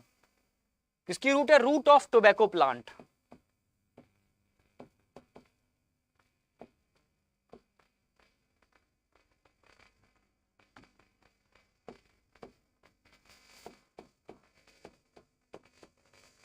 रूट ऑफ टोबैको प्लांट की रूट में ये roundworm nematode meloidogyne incognita enter करता है और नोड्यूल बना देता है। रूट को ही बर्बाद कर रहा है, ठीक है, तो प्लांट तो खत्म हो ही जाएगा। अब भाई कोई भी चीज स्प्रे करोगे ऊपर ही तो करोगे, अब रूट में क्या करोगे? तो साइंटिस्टों के सामने चैलेंज था। ऐसा तो है नहीं है कि प्लांट को उखाड़ो, ठीक है, अब रूट में स्प्रे कर दो फिर प्लांट को वापस लगा दो, पॉसिबल ही नहीं है। तो ये बहुत बड़ा चैलेंज था कि अब इसे निपटा कैसे जाए। रूट में इन्फेक्शन है ना, और नेमेटोड का इन्फेक्शन है। तब साइंटिस्टों ने दिमाग लगाया और एक टेक्निक ढूंढी, आरएनए इंटरफेरेंस, आरएनएआई, या एक ऐसी टेक्निक जो किसी भी जीन को साइलेंट करने के लिए यूज की जाती है। आरएनए इंटरफेरेंस या आरएनएआई, या ऐसी टेक्निक जो किसी भी जीन को साइलेंट करने के लिए यूज की जाती है, उसको आरएनए इंटरफेरेंस कहते हैं, ठीक है। फिर साइंटिस्टों ने देखा जो काफी जो यूकैरियोटिक प्लांट थे वो वायरस से खुद को प्रोटेक्ट करने के लिए एक डिफेंस सिस्टम यूज करते थे, वहां से ये डिस्कवर हुई, ठीक है। तो अब मैं पूरी कहानी स्टार्ट कर रहा हूं एक तरफ से, समझना पहले, इसको बाद में दिखाएंगे। RNAi, it is a naturally occurring mechanism that lead to a silencing समझते हो, सुला देना, of जीन को साइलेंट करने के लिए। It is cellular defense mechanism against virus in all eukaryotic, NCERT की लाइन है, ये हर एक यूकैरियोटिक सेल में वायरस से डिफेंस करने के लिए इस मैकेनिज्म लगभग सारे यूकैरियोटिक में होती है। कैसे होती है? जैसे मान लो ये एक यूकैरियोटिक सेल है, यूकैरियोटिक सेल है, कोई वायरस का इन्फेक्शन होगा तो उसमें अगर जेनेटिक मटेरियल आरएनए है, डीएनए है, ठीक है, अगर डबल स्टैंडर्ड फॉर्म में है तो वो अंदर एंटर करेगा, या बनेगा, जो भी है, अंदर जब एंटर करता है या बनता है डबल स्टैंडर्ड, मान लो डबल स्टैंडर्ड वायरल आरएनए, ठीक है, समझना मेरी बात, डबल स्टैंडर्ड, अर्थ है डबल स्टैंडर्ड, जब भी दो स्टैंड होंगे तो उनमें से एक स्टैंड तो होगा सेंस आरएनए, एक होगा एंटी सेंस, समझना, हमेशा डीएनए हो या आरएनए उनमें दो स्टैंड होते हैं, ठीक है, अगर डबल स्टैंडर्ड है तो, ठीक है, डबल स्टैंडर्ड है तो आरएनए सिंगल स्टैंडर्ड भी होता है, डीएनए सिंगल स्टैंडर्ड भी हो सकता है और डबल स्टैंडर्ड भी हो सकता है। तो डबल स्टैंडर्ड के अंदर हमेशा एक सेंस होगा और एक एंटी सेंस होगा। सेंस जिससे आरएनए या आरएनए जिससे प्रोटीन बनती है, पहले आरएनए पे फोकस कर लो, ऐसा आरएनए जो प्रोटीन बनाने में पार्टिसिपेट करता है वो सेंस है ना, थोड़ा सेंस है तेरे अंदर, सेंस ही नहीं है तेरे अंदर। और जो प्रोटीन बनाने में पार्टिसिपेट नहीं करता वो एंटी सेंस है, जो प्रोटीन बनाने में पार्टिसिपेट नहीं करता वो एंटी सेंस है, समझना मेरी बात। हमेशा एक ही आरएनए से प्रोटीन बनती है, जिस आरएनए से प्रोटीन बनती है वो मैसेंजर आरएनए होता है, और मैसेंजर आरएनए सेंस आरएनए होता है, एंटी सेंस नहीं होता, ठीक है, समझना। तो मान लो अगर डबल स्टैंडर्ड आरएनए किसी यूकैरियोटिक सेल में बन जाता है तो उनमें एक सेंस होगा और एक एंटी सेंस होगा। जब भी डबल स्टैंडर्ड आरएनए बनेगा तो हर एक यूकैरियोटिक सेल में एक प्रोटीन कॉम्प्लेक्स होता है, रिस्क, RISC, रिस्क को बोलते हैं आरएनए इंड्यूसिंग साइलेंसिंग कॉम्प्लेक्स, समझ रहे हो, एक ऐसा प्रोटीन का कॉम्प्लेक्स है जो किसी भी आरएनए को साइलेंट करने के लिए कैपेबल है। आरएनए इंड्यूसिंग साइलेंसिंग कॉम्प्लेक्स, ये प्रोटीन हमेशा डबल स्टैंडर्ड आरएनए से ही बाइंड करेगी और डबल स्टैंडर्ड आरएनए से उस आरएनए को उड़ाएगी जिससे इस सेल को खतरा है। तो सेल को खतरा किससे है? सेंस या एंटी सेंस? ऑलवेज सेंस, क्योंकि सेंस से ही प्रोटीन बनेगी, वायरल प्रोटीन। तो हमेशा ये रिस्क प्रोटीन सेंस आरएनए को उड़ा देगी। सेंस आरएनए को ब्रेक कर दिया तो सेंस आरएनए के टुकड़े टुकड़े हो गए, सेंस आरएनए के टुकड़े टुकड़े हो गए, तो सेंस आरएनए टूट गया, बचा क्या? Anti sense RNA. Anti sense RNA के संग कौन जुड़ी हुई है? रिस्क प्रोटीन जुड़ी हुई है। ये रह जाती है anti sense RNA with risk. Anti sense RNA से यूकैरियोटिक सेल को कोई खतरा नहीं है, क्योंकि एंटी सेंस आरएनए कभी भी प्रोटीन बनाने में पार्टिसिपेट नहीं करता। तो ये तरीका था एक यूकैरियोटिक सेल के अंदर डिफेंस सिस्टम का, रिस्क प्रोटीन के थ्रू, ठीक है। जब भी कोई फॉरेन मॉलिक्यूल का double standard RNA eukaryotic cell में आता है या बनता है तो उसमें से सेंस आरएनए को ये प्रोटीन उड़ा देती है जो प्रोटीन बनाने में पार्टिसिपेट करता है। ये सेलुलर डिफेंस मैकेनिज्म है ऑल यूकैरियोटिक सेल में अगेंस्ट वायरस इंफेक्शन। ये साइंटिस्टों को पता चल गया। अब दो चीजें हैं, इधर साइंटिस्टों को ये चीज पता चली, उधर साइंटिस्टों को परेशान थे, यार टोबैको प्लांट की रूट में नेमाटोड का इन्फेक्शन हो गया, कैसे इससे रिकवर किया जाए।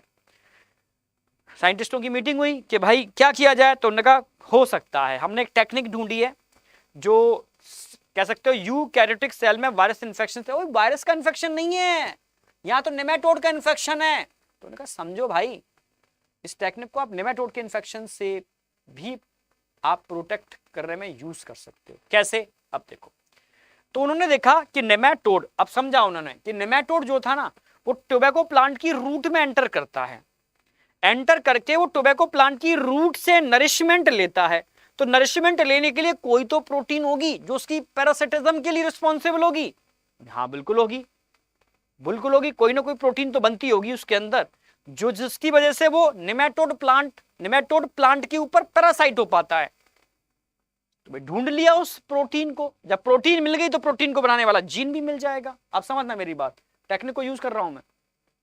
ये नेमेटोड है, नेमेटोड में डबल स्टैंडर्ड डीएनए है। डबल स्टैंडर्ड डीएनए में समझना, दोनों डीएनए कभी ट्रांसक्रिप्शन में पार्टिसिपेट नहीं करते, एक सिंगल स्टैंडर्ड डीएनए पार्टिसिपेट करेगा। जिससे ट्रांसक्रिप्शन होगा तो एमआरएनए बनेगा, पर कौन सा एमआरएनए बनेगा? ऑलवेज सेंस एमआरएनए बनेगा। समझ रहे हो? ये डीएनए का वो जीन है जो उस आरएनए को बनाता है, जो प्रोटीन की वजह से ये नेमेटोड पैरासिटिज्म शो कर पाता है।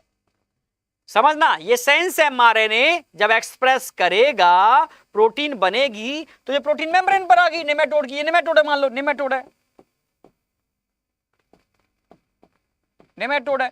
अब नेमेटोड इन प्रोटीन की हेल्प से प्लांट के मटेरियल को अपने अंदर एब्जॉर्ब कर पाएगा। यानी अगर ये प्रोटीन है तभी ये प्लांट के ऊपर पैरासिटिज्म दिखा सकता है, अगर ये प्रोटीन नहीं है तो प्लांट के ऊपर पैरासिटिज्म दिखा नहीं सकता। क्लियर है? यानी ये प्रोटीन इसकी पैरासिटिज्म के लिए रिस्पॉन्सिबल है, और इस प्रोटीन को बनाने के लिए कोई ना कोई जीन रिस्पॉन्सिबल होगा।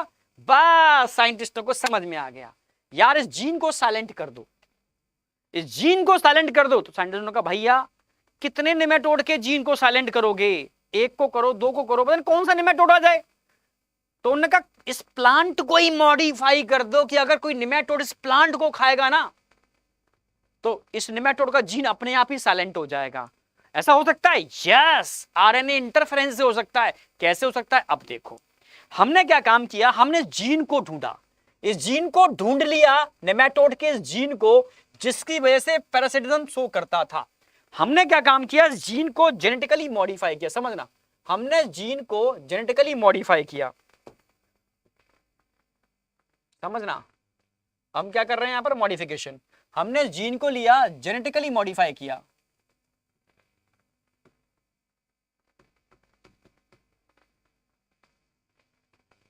जेनेटिकली मॉडिफिकेशन किया,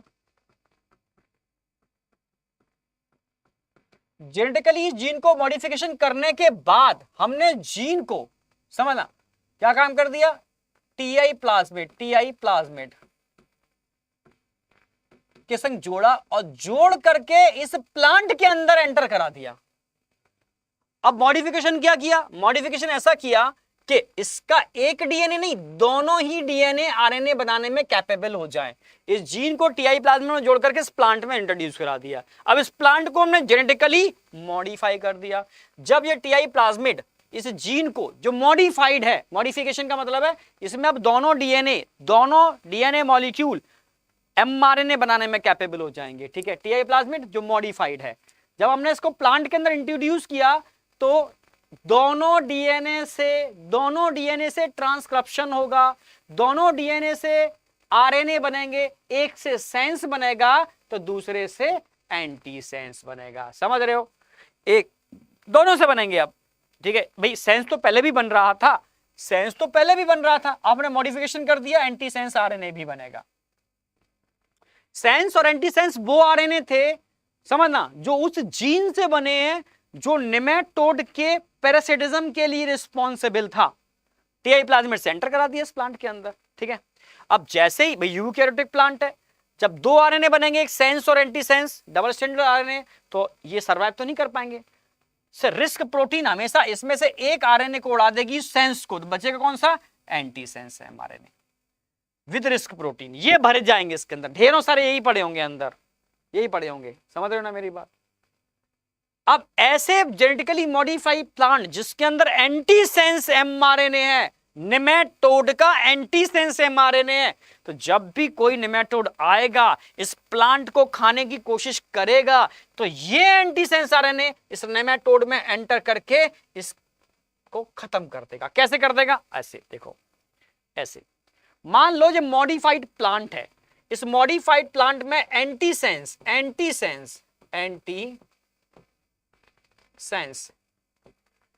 नेमेटोड एमआरएनए, एंटीसेंस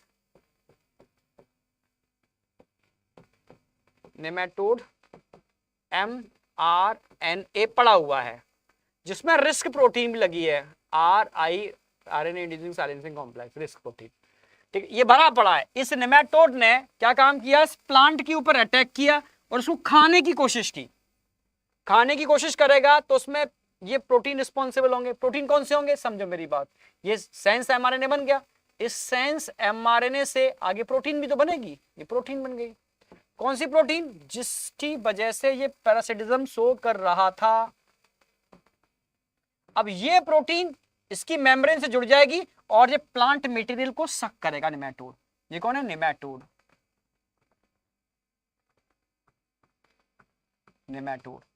ठीक है, यहां से सक करना चालू कर देगा इस मॉडिफाइड प्लांट से। जब मटेरियल को सक करेगा तो साथ में ये एंटीसेंस एमआरएनए भी तो अंदर आ जाएंगे, जिनमें रिस्क प्रोटीन लगी हुई है, आ गए अंदर। अब ये एंटीसेंस और ये सेंस, तो जब एंटीसेंस आएगा, इसी का तो एंटीसेंस है, तो ये एंटीसेंस सीधा सेंस एमआरएनए के संग क्या कर लेगा? सेंस एमआरएनए के संग जुड़ जाएगा और डबल स्टैंडर्ड आरएनए बना देगा नेमेटोड में। डबल स्टैंडर्ड क्या बना देगा? Double standard mRNA. और ये डबल स्टैंडर्ड एमआरएनए बनते ही प्रोटीन सिंथेसिस रुक जाएगी, प्रोटीन सिंथेसिस रुक जाएगी, और ये प्रोटीन बनना जब बंद होगी, ये प्रोटीन बनना जब बंद होगी, तो ये नेमेटोड प्लांट को सक नहीं कर पाएगा, प्लांट मटेरियल को खा नहीं पाएगा, क्योंकि क्या बन गई यहां पर? Double standard RNA, double standard RNA बन चुका। यानी इस आरएनए को साइलेंट कर दिया, क्योंकि डबल स्टैंडर्ड आरएनए से कभी भी प्रोटीन नहीं बनती, प्रोटीन हमेशा सिंगल स्टैंडर्ड आरएनए से बनती है। ठीक है, इस नेमेटोड ने गलती क्या कर ली? इस मॉडिफाइड प्लांट को खाया, तो ये एंटीसेंस आरएनए सेंस आरएनए से बाइंड करके डबल स्टैंडर्ड आरएनए बना दिया, और डबल स्टैंडर्ड आरएनए बनते ही कभी भी प्रोटीन का फॉर्मेशन नहीं होगा।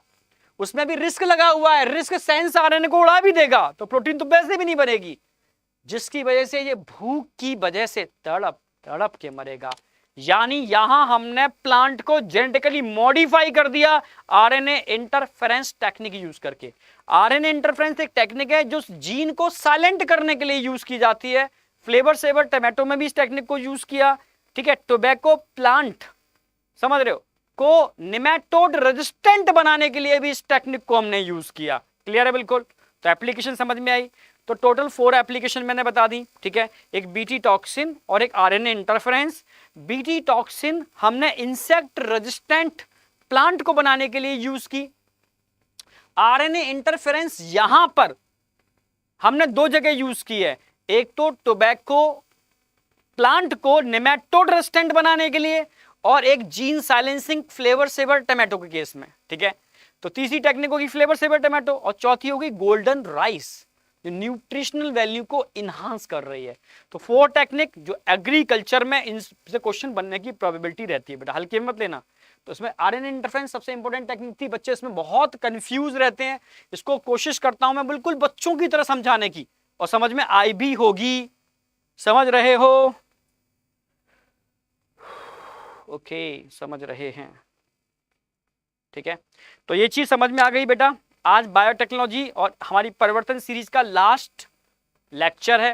फिर हल्ला मत जाना, सर सर सर पहले ही बोला कि पूरी दम लगा कर मैराथन कराया था। मैराथन के अंदर वो सारे टॉपिक ये रह गया था, सारे टॉपिक करा दिए थे जिनसे नीट में क्वेश्चन आने की प्रोबेबिलिटी सबसे ज्यादा होती है। क्लियर है?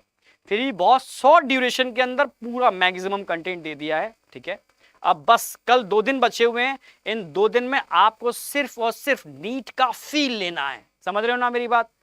तो नीट का फील एक कल होगा और एक परसों होगा, और 6 तारीख को रिलैक्स, एकदम कूल रहना है, रिलैक्स रहना है, जिससे कि आपके ब्रेन को, प्रॉपर ब्रेन को नरिशमेंट देना है। ठीक है, जिससे कि पूरी साल भर की जो मेहनत, क्योंकि ब्रेन को लास्ट टाइम पर अपनी हाईली एक्टिविटी दिखानी है, ठीक है। तो और जहां भी जिसका सेंटर पड़ा हुआ है वहां पहुंच जाएगा पहले ही, आप समझ रहे हो, जिससे कि लास्ट टाइम पर कोई पैनिक ना हो, ठीक है। सिटी आपको पता चल चुकी है, अपने जाओ सेंटर पर जाओ, ठीक है, और रिलैक्स होकर के 2 घंटे पहले पहुंचो, जिससे कि कोई भी हिंड्रेंस क्रिएट ना हो। लास्ट डे आपके ब्रेन की एफिशिएंसी सबसे ज्यादा यूज करनी है, कोई कंजूसी मत करना, प्रॉपर रिलैक्स होकर के सेंटर पर पहुंचना, ठीक है। चाहे टैक्सी करनी पड़े, कुछ भी करनी पड़े, पेरेंट्स को साथ में लेके जाना, ठीक है। अकेले जाओगे तो कोई अनफेवरेबल कंडीशन पड़ती है तो उसमें कहीं ना कहीं दिक्कत होती है, तो पेरेंट्स को साथ में लेके जाओ, ठीक है। और मस्ती से बढ़िया तरीके से निडर होकर के पेपर दो, ठीक है। आप समझ रहे हो ना, और बस सब कुछ ऊपर वाले का छोड़ दो, जो होगा बेटर होगा, अच्छा होगा, ठीक है। तो चारों टेक्निक हमारी हो चुकी हैं, आगे बढ़ते हैं।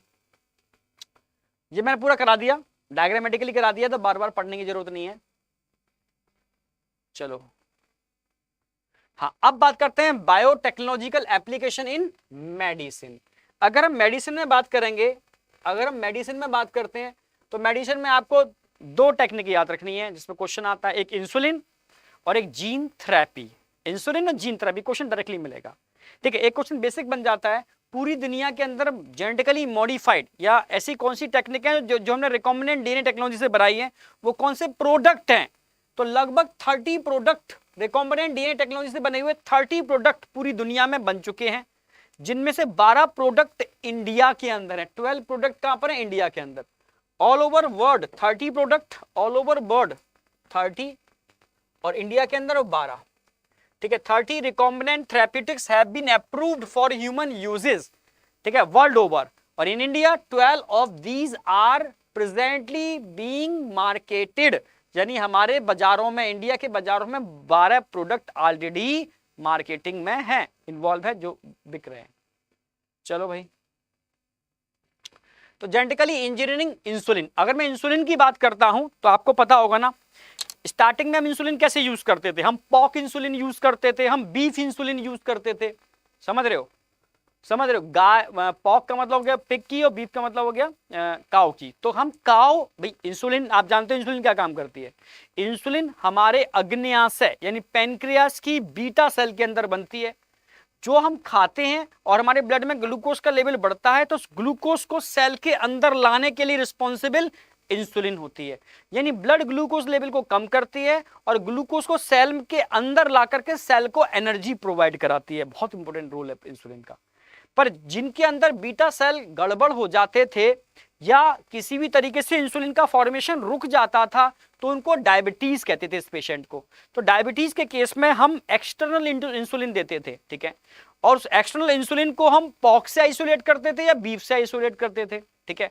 पर जब इंसुलिन एक प्रोटीन है, जब किसी और एनिमल की प्रोटीन को अपनी बॉडी में डालोगे तो कहीं ना कहीं साइड इफेक्ट तो होंगे ना उसके। साइड इफेक्ट का मतलब है एलर्जी, ठीक है, एलर्जी। तो उससे बचने के लिए साइंटिस्टों ने दिमाग लगाया, यार कुछ ऐसा करो कि इस इंसुलिन को किसी और एनिमल से मत निकालो, रिकॉम्बिनेंट डीएनए टेक्नोलॉजी से बनाओ, ठीक है। दिमाग लगाया गया, चैलेंजेस देखने को मिले। फिर इंसुलिन के स्ट्रक्चर की स्टडी हुई कि इंसुलिन का एक्चुअल में स्ट्रक्चर कैसा होता है, क्या हम रिकॉम्बिनेंट डीएनए टेक्नोलॉजी से बना सकते हैं या नहीं बना सकते, समझ रहे हो? अगर हम बनाते हैं तो क्या क्या चैलेंजेस देखने को मिले, उन सब के बारे में बात करेंगे, ठीक है। तो पहले समझो, हमारी बॉडी के अंदर नेचुरली जो इंसुलिन बनती है वो इनएक्टिव होती है, जिसको हम प्रो इंसुलिन बोलते हैं। क्या बोलते हैं? Pro insulin. तो ये सारा मैंने बता ही दिया है, ठीक है। हाँ, ये भी मैंने सी पेप्टाइड, इसको डायग्रामेटिकली समझा देता हूं मैं सारी बात को। तो ये प्रो इंसुलिन होती है। प्रो इंसुलिन में 3 पेप्टाइड चेन होते हैं। सबसे बड़ी चेन होती है सी पेप्टाइड, जिसमें 33 अमाइनो एसिड होते हैं। क्वेश्चन आता है, ध्यान रखना, बीएचयू में भी आया हुआ क्वेश्चन है, नीट में भी आया हुआ क्वेश्चन है। और ए प्रोटीन सबसे छोटी प्रोटीन होती है, जिसमें 21 अमाइनो एसिड होते हैं, समझना। और जो बी चेन होती है उसमें 30 अमाइनो एसिड। तो समझना, सबसे छोटी में सबसे कम, उससे बड़ी में उससे ज्यादा, और सबसे बड़ी में सबसे ज्यादा। तो आपको याद रहेंगे 21, 30, 33। तो 21 ए चेन, 30 बी चेन और 33 सी चेन। तो 3 चेन थी, और तीनों चेन मिलकर के जो इंसुलिन बनाती थी नेचुरल कंडीशन के अंदर, उसको प्रो इंसुलिन बोलते थे। तो स्टार्टिंग में जो प्रो इंसुलिन बनता है, ये एक्टिव होता है या इनएक्टिव? तो ध्यान रखना है, प्रो इंसुलिन ऑलवेज इनएक्टिव होता है। प्रो मतलब इनएक्टिव, इनएक्टिव। ठीक है, तो हमारे अंदर प्रो इंसुलिन बनता है, पर इसका मैचुरेशन भी होता है, एक्टिव फॉर्म में भी कन्वर्ट होता है। फिर जब बन जाता है, जिसके अंदर टोटल 51 अमाइनो एसिड, मैच्योर के अंदर 51 होंगे, इमेच्योर में 33 और जोड़ दो, समझ रहे ना मेरी बात, 33 और जोड़ दोगे, इमेच्योर में हो गए। तो ये टोटल ये चेन जब मैच्योर होती है तो इसमें से सी चेन रिमूव हो जाती है, सी चेन रिमूव हो जाती है, मतलब 33 अमाइनो एसिड निकल जाते हैं। अब बची क्या, ए चेन और बी चेन। ए चेन और बी चेन आपस में डाइसल्फाइड ब्रिज की हेल्प से, डाइसल्फाइड ब्रिज की हेल्प से आपस में जुड़ जाते हैं। इसको बोलते हैं मैच्योर इंसुलिन, मैच्योर इंसुलिन।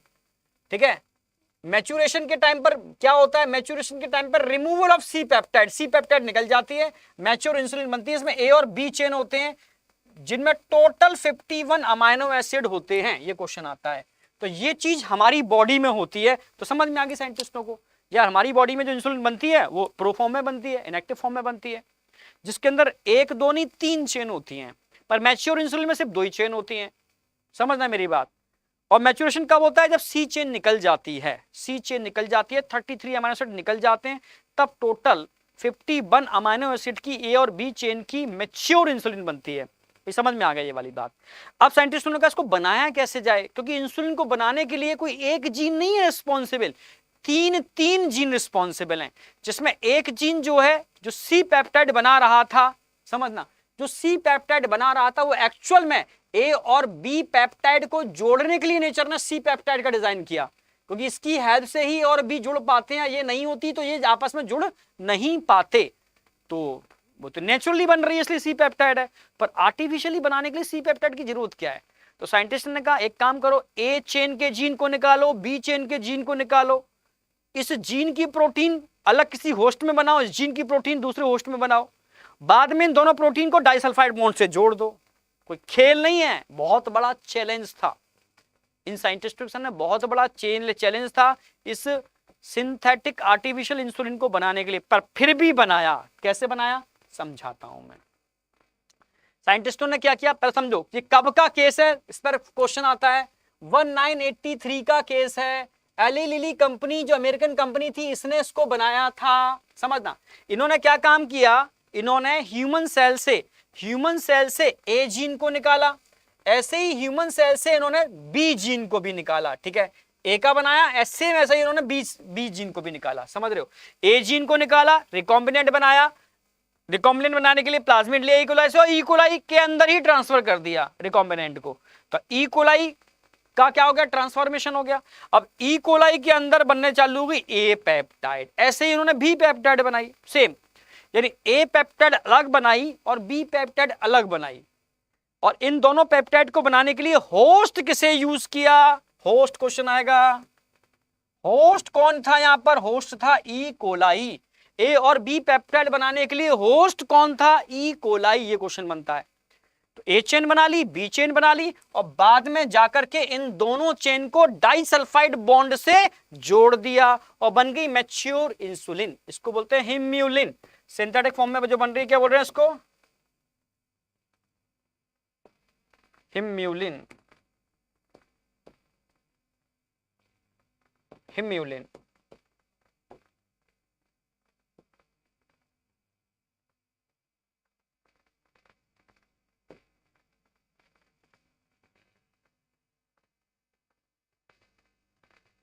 ठीक है, हिम्यूलिन का हिम्यूलिन होगी, हिम्यूलिन, एक बार स्पेलिंग चेक कर लेना।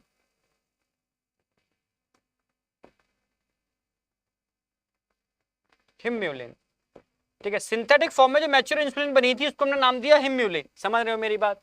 तो जो सबसे बड़ा चैलेंज था इनके सामने, इस डाइसल्फाइड ब्रिज से इन दोनों चेन को जोड़ना, समझना की कोशिश करना, ठीक है, ठीक है, डाइसल्फाइड बॉन्ड, ठीक है।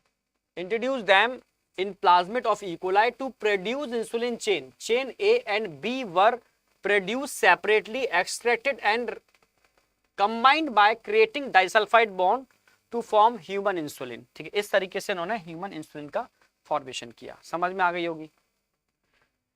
तो बस ये था आर्टिफिशियल सिंथेटिक इंसुलिन। दो चीजें याद रखनी है, नेचुरल फॉर्म में इंसुलिन कैसे बनती है, उसमें सी पेप्टाइड की जरूरत पड़ती है कि नेचुरली ए और बी को जोड़ने के लिए सी चाहिए बीच में, ठीक है। पर सिंथेटिक आर्टिफिशियल इंसुलिन को बनाने के लिए सी पेप्टाइड की जरूरत नहीं है। उन्होंने ए चेन को अलग, बी चेन को अलग होस्ट में बनाया, दोनों चेन को बाद में डाइसल्फाइड बॉन्ड से जोड़ दिया। एली लिली कंपनी थी, ध्यान रखना है आपको, ठीक है। अब बात करते हैं जीन थेरेपी। जीन थेरेपी, अब जीन थेरेपी है क्या, ठीक है, क्यों यूज करते हैं, ठीक है। तो एक केस था, समझाता हूं मैं आपको जीन थेरेपी केस में।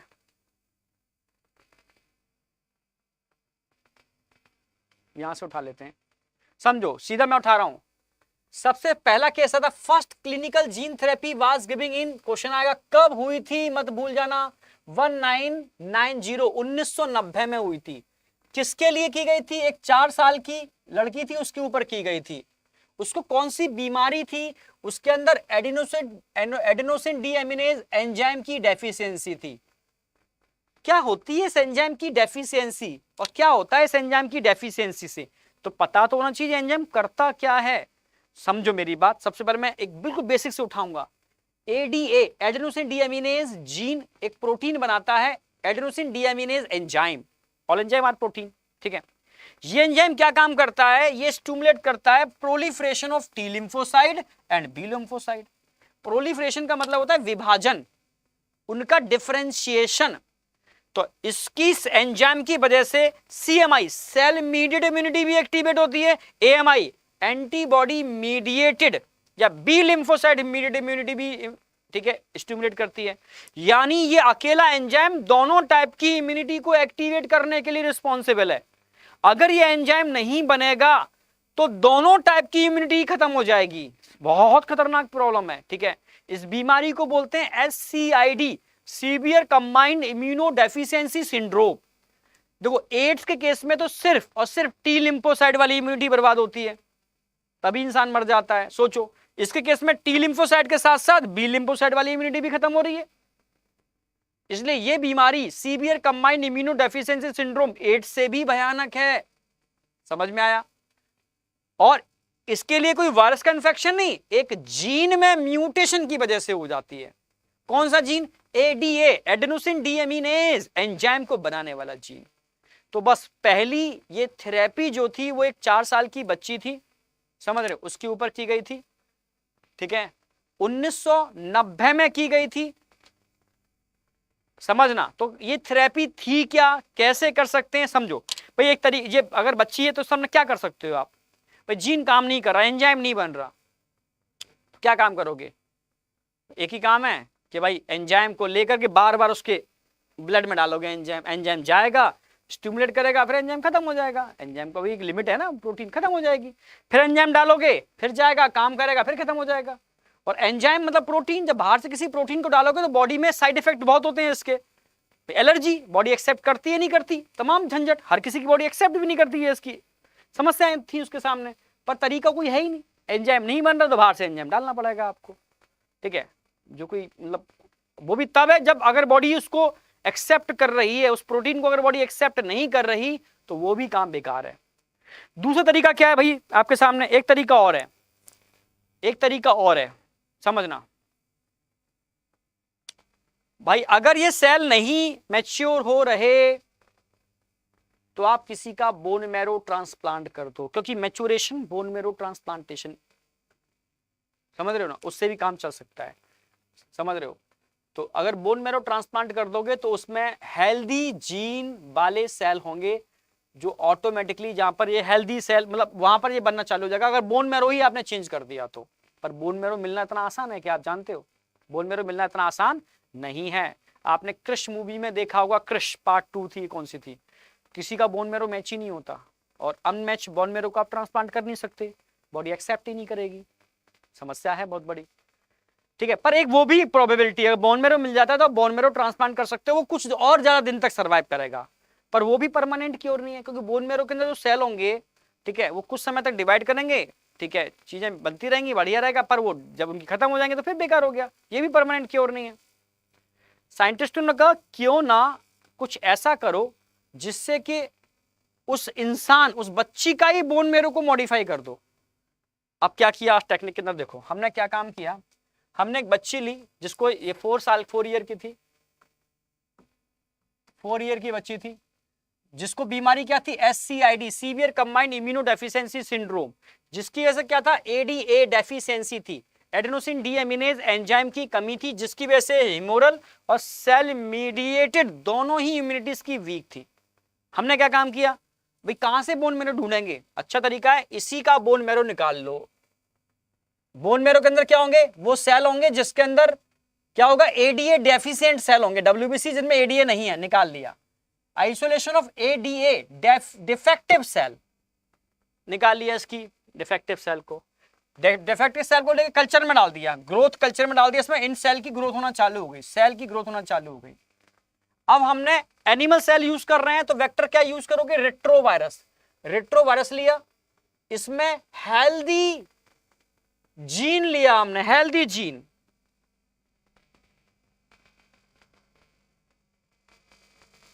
समझना, हेल्दी जीन, जीन का मतलब है cDNA, कॉम्प्लीमेंट्री डीएनए, cDNA किसका लिया, of adenosine deaminase enzyme, adenosine deaminase enzyme का cDNA लिया जो हेल्दी था, जो इस एंजाइम को बनाने में कैपेबल था, हमने उस जीन को उसमें जोड़ दिया, बना दिया रिकॉम्बिनेंट। अब इस रिकॉम्बिनेंट का यूज करेंगे किसके लिए, इस डिफेक्टिव सेल के अंदर ट्रांसफॉर्मेशन के लिए। तो इस वायरस का इन्फेक्शन करा दिया हमने उसके अंदर, तो इन सब के अंदर अब वो जीन बन जाएगा, ये defective gene replaced by healthy gene, जिन सेल में रिप्लेसमेंट हो जाएगा उनको कल्चर पे हमने ग्रो करना चालू कर दिया। ये सब हेल्दी सेल हैं विद हेल्दी ADA जीन, इन सब के पास, ये उस बच्ची के ही बोन मैरो के सेल हैं जिनमें अब डिफेक्टिव जीन नहीं है, हमने हेल्दी जीन का ट्रांसप्लांटेशन कर दिया और इन सेल को कंटिन्यू ग्रो कर रहे हैं, हम कल्चर के अंदर ग्रो कर रहे हैं, किसी बाहर के नहीं है, इस बच्ची के ही सेल हैं, तो इस बच्ची की बॉडी इसको एक्सेप्ट कर लेगी ना, तो इन सेल को लेकर के वापस उसके बोन मैरो में ट्रांसफर कर दिया, इन सेल को लेकर वापस बोन मैरो में ट्रांसफर कर दिया, यानी अब कल्चर में इनको ग्रो करते रहेंगे, जब भी इसको जरूरत पड़ेगी हम इसको इसी के सेल दे देंगे, जिसके अंदर हमने जीन को रिप्लेस कर दिया, डिफेक्टिव जीन को रिप्लेस कर दिया हेल्दी जीन से, इसको जीन थेरेपी बोलते हैं। पर क्या ये परमानेंट क्योर है ना, परमानेंट क्योर नहीं है, आपको बार बार रिप्लेस करना पड़ेगा।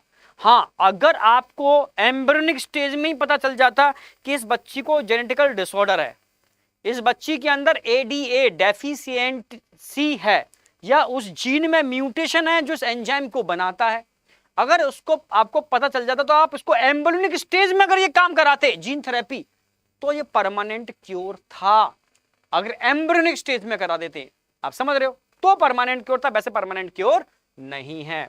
तो NCERT बोलती भी है, ठीक है, but the problem with both of these approach that they are not completely curative, ये कंप्लीटली क्यूरेटिव नहीं है, कंप्लीटली क्यूरेटिव कब है, however if the gene isolate from marrow cell producing ADA is introduced into cell at early embryonic stage, it could be a permanent cure, तो permanent cure हो सकता है, समझ रहे हो ना मेरी बात, तो ये ध्यान रखना है आपको। अब ये आपके एग्रीकल्चर के 4 और मेडिसिन के 2 एप्लीकेशन, टोटल 6 एप्लीकेशन मैंने बता दिए हैं, 6 एप्लीकेशन, क्वेश्चन यहां से मिल जाएगा, क्लियर है बिल्कुल, यही टिपिकल वाला पार्ट था, अब सिंपल वाला पार्ट बचा है, बहुत सिंपल वाला। अब मॉलिक्यूलर डायग्नोसिस की बात करेंगे और मॉलिक्यूलर डायग्नोसिस में सीधा अलाइजा से क्वेश्चन आता है, लगभग हर साल आता है, ठीक है। तो मॉलिक्यूलर डायग्नोसिस में हम रिकॉम्बिनेंट डीएनए टेक्नोलॉजी की बात करेंगे, रिकॉम्बिनेंट डीएनए टेक्नोलॉजी की बात करेंगे, पीसीआर में आपको पढ़ा चुका हूं, पॉलीमरेज चेन रिएक्शन, और तीसरा क्या है यहां पर, एंजाइम लिंक्ड इम्यूनोसॉर्बेंट एसे अलाइजा। ये 3 टेक्निक हैं जो मॉलिक्यूलर डायग्नोसिस में यूज होती हैं, समझना मेरी बात, जो मॉलिक्यूलर डायग्नोसिस में यूज होती हैं। तो मेनली पढ़नी कितनी है आपको, रिकॉम्बिनेंट डीएनए टेक्नोलॉजी और अलाइजा, पीसीआर तो आप जानते हैं, पॉलीमरेज चेन रिएक्शन। अब देखो, अब सबसे पहले मैं रिकॉम्बिनेंट डीएनए टेक्नोलॉजी की बात कर रहा हूं, आप कैसे यूज करते हो टेक्नोलॉजी को। मान लो ये कोई इंसान है, इसको बैक्टीरिया का इन्फेक्शन हो सकता है, ठीक है, इसको वायरस का इन्फेक्शन हो सकता है, समझना, या इसके अंदर कोई जीन की म्यूटेशन हो सकती है, gene mutation, gene mutation, bacterial infection, viral infection है, जीन म्यूटेशन। आप ढूंढना चाहते हो कि इसके अंदर कोई कौन सा बैक्टीरिया ने इसमें इन्फेक्शन किया है, किस वायरस ने इन्फेक्शन किया है, या इसके अंदर क्या किसी जीन के अंदर म्यूटेशन तो नहीं हो गई। इन सब के लिए आप यूज करोगे रिकॉम्बिनेंट डीएनए टेक्नोलॉजी। क्या करोगे, सबसे पहले इसमें से इसका सैंपल आइसोलेट करोगे, ब्लड सैंपल, इसका ब्लड सैंपल आइसोलेट करोगे, ठीक है। जीन पे काम कर रहे हो तो सेल का जीन निकालोगे, वो अलग मैकेनिज्म है। अब ये मैं बैक्टीरिया और वायरल के लिए बता रहा हूं, फिर इसको कंपाइल कर दूंगा। ब्लड सैंपल आइसोलेट करोगे जिसमें बैक्टीरिया और वायरस हो सकता है, ठीक है, आइसोलेट कर लिया। सैंपल आइसोलेट करने के बाद उस सैंपल में से या इसकी जीन, इसका डीएनए, अगर म्यूटेशन देखना है तो इसका या सेल का डीएनए निकालोगे या आरएनए निकालोगे, जो ढूंढना चाहते हो, आइसोलेशन ऑफ डीएनए या आरएनए, वो आप जानते ही हो, मैं आपको करा चुका हूं लास्ट टेक्निक के अंदर। अब डीएनए और आरएनए निकाल लिया, पर उतने से काम नहीं चलेगा, इसकी एम्प्लीफिकेशन करनी पड़ेगी, मिलियंस कॉपी बनाने पड़ेंगी। टीसीआर का यूज करके उसको एम्प्लीफाई कर लिया, मिलियंस कॉपी बना ली, ठीक है। अब कहानी चलेगी इसके सेपरेशन की, सेपरेशन, तो आप क्या यूज करोगे, जेल इलेक्ट्रोफोरेसिस। उससे आप क्या करते हो, उन सारे डीएनए हो या आरएनए, उनको सेपरेट कर लोगे, कर लिया सेपरेट जेल पर, ठीक है। जब सेपरेट करोगे जेल पर तो उसमें सिंगल स्टैंडर्ड डीएनए होंगे या सिंगल स्टैंडर्ड आरएनए होंगे। अब तीन चीजें हैं आपके पास, आपको बैक्टीरिया देखना है तो बैक्टीरियल जीनोम के सिंगल स्टैंडर्ड आते हैं, जिसकी ढूंढना है वो मार्केट में आते हैं, इनको प्रोब बोलते हैं, प्रोब। इसमें रेडियो एक्टिव सब्सटेंस से फॉस्फेट हो सकता है, P32 रेडियो एक्टिव होता है, ठीक है, वो इसमें लगा होता है। अगर आपको इसका वायरस का या बैक्टीरिया का आरएनए ढूंढना है तो सिंगल स्टैंडर्ड आरएनए भी आते हैं जिनमें रेडियो लेबल्ड फॉस्फेट लगा होता है।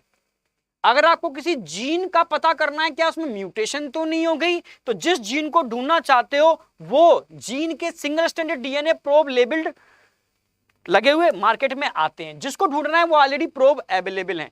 प्रोब का मतलब होता है सिंगल स्टैंडर्ड डीएनए आरएनए जो रेडियो लेबल्ड होते हैं। इसमें डीएनए का जो फॉस्फेट होता है 32 वो रेडियो लेबल्ड होता है, ये आते हैं, ठीक है। जब जेल इलेक्ट्रोफोरेसिस पर आप डीएनए आरएनए को रन करा लेते हो, ठीक है, उसकी ब्लॉटिंग किसी मेम्ब्रेन पे कर लेते हो, यानी इनको ट्रांसफर कर लेते हो मेम्ब्रेन के ऊपर, ट्रांसफर कर लिया सिंगल स्टैंडर्ड। अब आपको जो ढूंढना है वो प्रोब लेकर के मिक्स कर दो इसके अंदर। अगर प्रोब की बाइंडिंग हो जाती है बैक्टीरिया के केस में तो समझ लो बैक्टीरिया इस सैंपल में था। वायरस का पता लगा रहे हो, आरएनए का पता लगा रहे हो, यानी सैंपल आरएनए का इस आरएनए इस सैंपल में था। अगर बाइंडिंग हो जाती है, बाइंडिंग नहीं हुई तो ये इस सैंपल में नहीं है। म्यूटेशन देखना चाहते हो तो म्यूटेशन में उल्टा होगा। अगर बाइंडिंग हो रही है, अगर बाइंडिंग हो रही है यानी जीन सही सलामत है। बाइंडिंग नहीं हो रही मतलब जीन सही सलामत नहीं है, उसमें डिफेक्ट आ चुका है, इसलिए बाइंडिंग नहीं हो रही। तो म्यूटेशन का पता लगाने के लिए बाइंडिंग नहीं होगी तो म्यूटेशन है, बाइंडिंग हो गई तो म्यूटेशन नहीं है। इन्फेक्शन का पता लगाने के लिए अगर बाइंडिंग हो गई तो इन्फेक्टिव एजेंट है, बाइंडिंग नहीं हुई तो इन्फेक्टिव एजेंट नहीं है। समझ रहे हो, सिंपल सा। तो इसके लिए हम यूज करते हैं ऑटो रेडियोग्राफी। ऑटो रेडियोग्राफी के थ्रू ही हम इसको आइडेंटिफाई करा पाते हैं। इसको बोलते हैं हाइब्रिड बना करके, दो डीएनए या आरएनए के स्टैंड के हाइब्रिड बना करके हम आइडेंटिफाई कर लेते हैं। जो कैसे होते हैं, रेडियो लेबल्ड प्रोब का यूज करके करते हैं। समझ में आया, ये तरीका है। तो एक डायग्नोस्टिक मैकेनिज्म तो ये हो गई। दूसरी डायग्नोसिस मैकेनिज्म पीसीआर तो मैं पढ़ा चुका हूं पूरा। दूसरी डायग्नोसिस ये पूरा पढ़ा दिया है मैंने आपको, रेडियो, ठीक है, हाइब्रिड, इसमें ये ध्यान रखना है। Probe is allowed to hybridize to the complementary DNA in the clone of cell, ठीक है। दूसरी टेक्निक क्या होगी, अलाइजा, एंजाइम लिंक्ड इम्यूनोसॉर्बेंट ऐसे, नाम में छुपा हुआ है एंजाइम लिंक्ड इम्यूनो का मतलब है एंटीबॉडी, ऐसे एंटीबॉडी जिनमें एंजाइम जुड़ा हुआ है, एंजाइम लिंक्ड इम्यूनो, समझ रहे हो, एंटीबॉडी जो एंजाइम लिंक्ड होंगे उसको हम यूज करते हैं। उसको हम यूज करते हैं किसी भी पेशेंट के अंदर एंटीजन या एंटीबॉडी डिटेक्ट करने के लिए। सर कैसे, अक्सर कर जितने भी पैथोजन, जैसे मानो एचआईवी है, ठीक है। माइकोबैक्टीरियम ट्यूबरक्लोसिस का किसी को इन्फेक्शन है, एमटीबी, तो जो स्लो ग्रोइंग होते हैं या फास्ट ग्रोइंग, दोनों केस में कर सकते हैं। अक्सर स्लो ग्रोइंग के केस में एलाइजा ज्यादा यूज करते हैं। जैसे एलाइजा की अगर मैं बात करूं तो एचआईवी की स्क्रीनिंग के लिए एलाइजा किया जाता है, और एचआईवी के कंफर्मेशन के लिए ब्लॉटिंग, वेस्टर्न ब्लॉटिंग की जाती है। ठीक है, तो अब पहले बात कर लेते हैं एलाइजा। तो एलाइजा दो टाइप के हो सकते हैं। एलाइजा दो टाइप के हो सकते हैं, एक के अंदर हम एंटीबॉडी ढूंढ रहे हैं, तो एक के अंदर हम एंटीजन ढूंढ रहे हैं। अब क्या ढूंढना है आपको, ये डिपेंड करता है। ठीक है, अगर आप बॉडी के अंदर एंटीजन ढूंढ रहे हो किसी पैथोजन के, तो एंटीजन ढूंढने का मतलब है आप antibody linked ELISA plate use करोगे। और एंटीजन ढूंढ रहे हो तो एंटीबॉडी लिंक्ड, समझना मेरी बात, आप प्लेट यूज करोगे। समझो, ये प्लेट आती है मार्केट में जिनमें एंटीबॉडी चिपके हुए होते हैं पहले से, या एंटीजन चिपके हुए होते हैं, समझ रहे हो, ऑलरेडी अटैच्ड हैं, अटैच्ड आती ही हैं, अटैच्ड आती हैं प्लेट।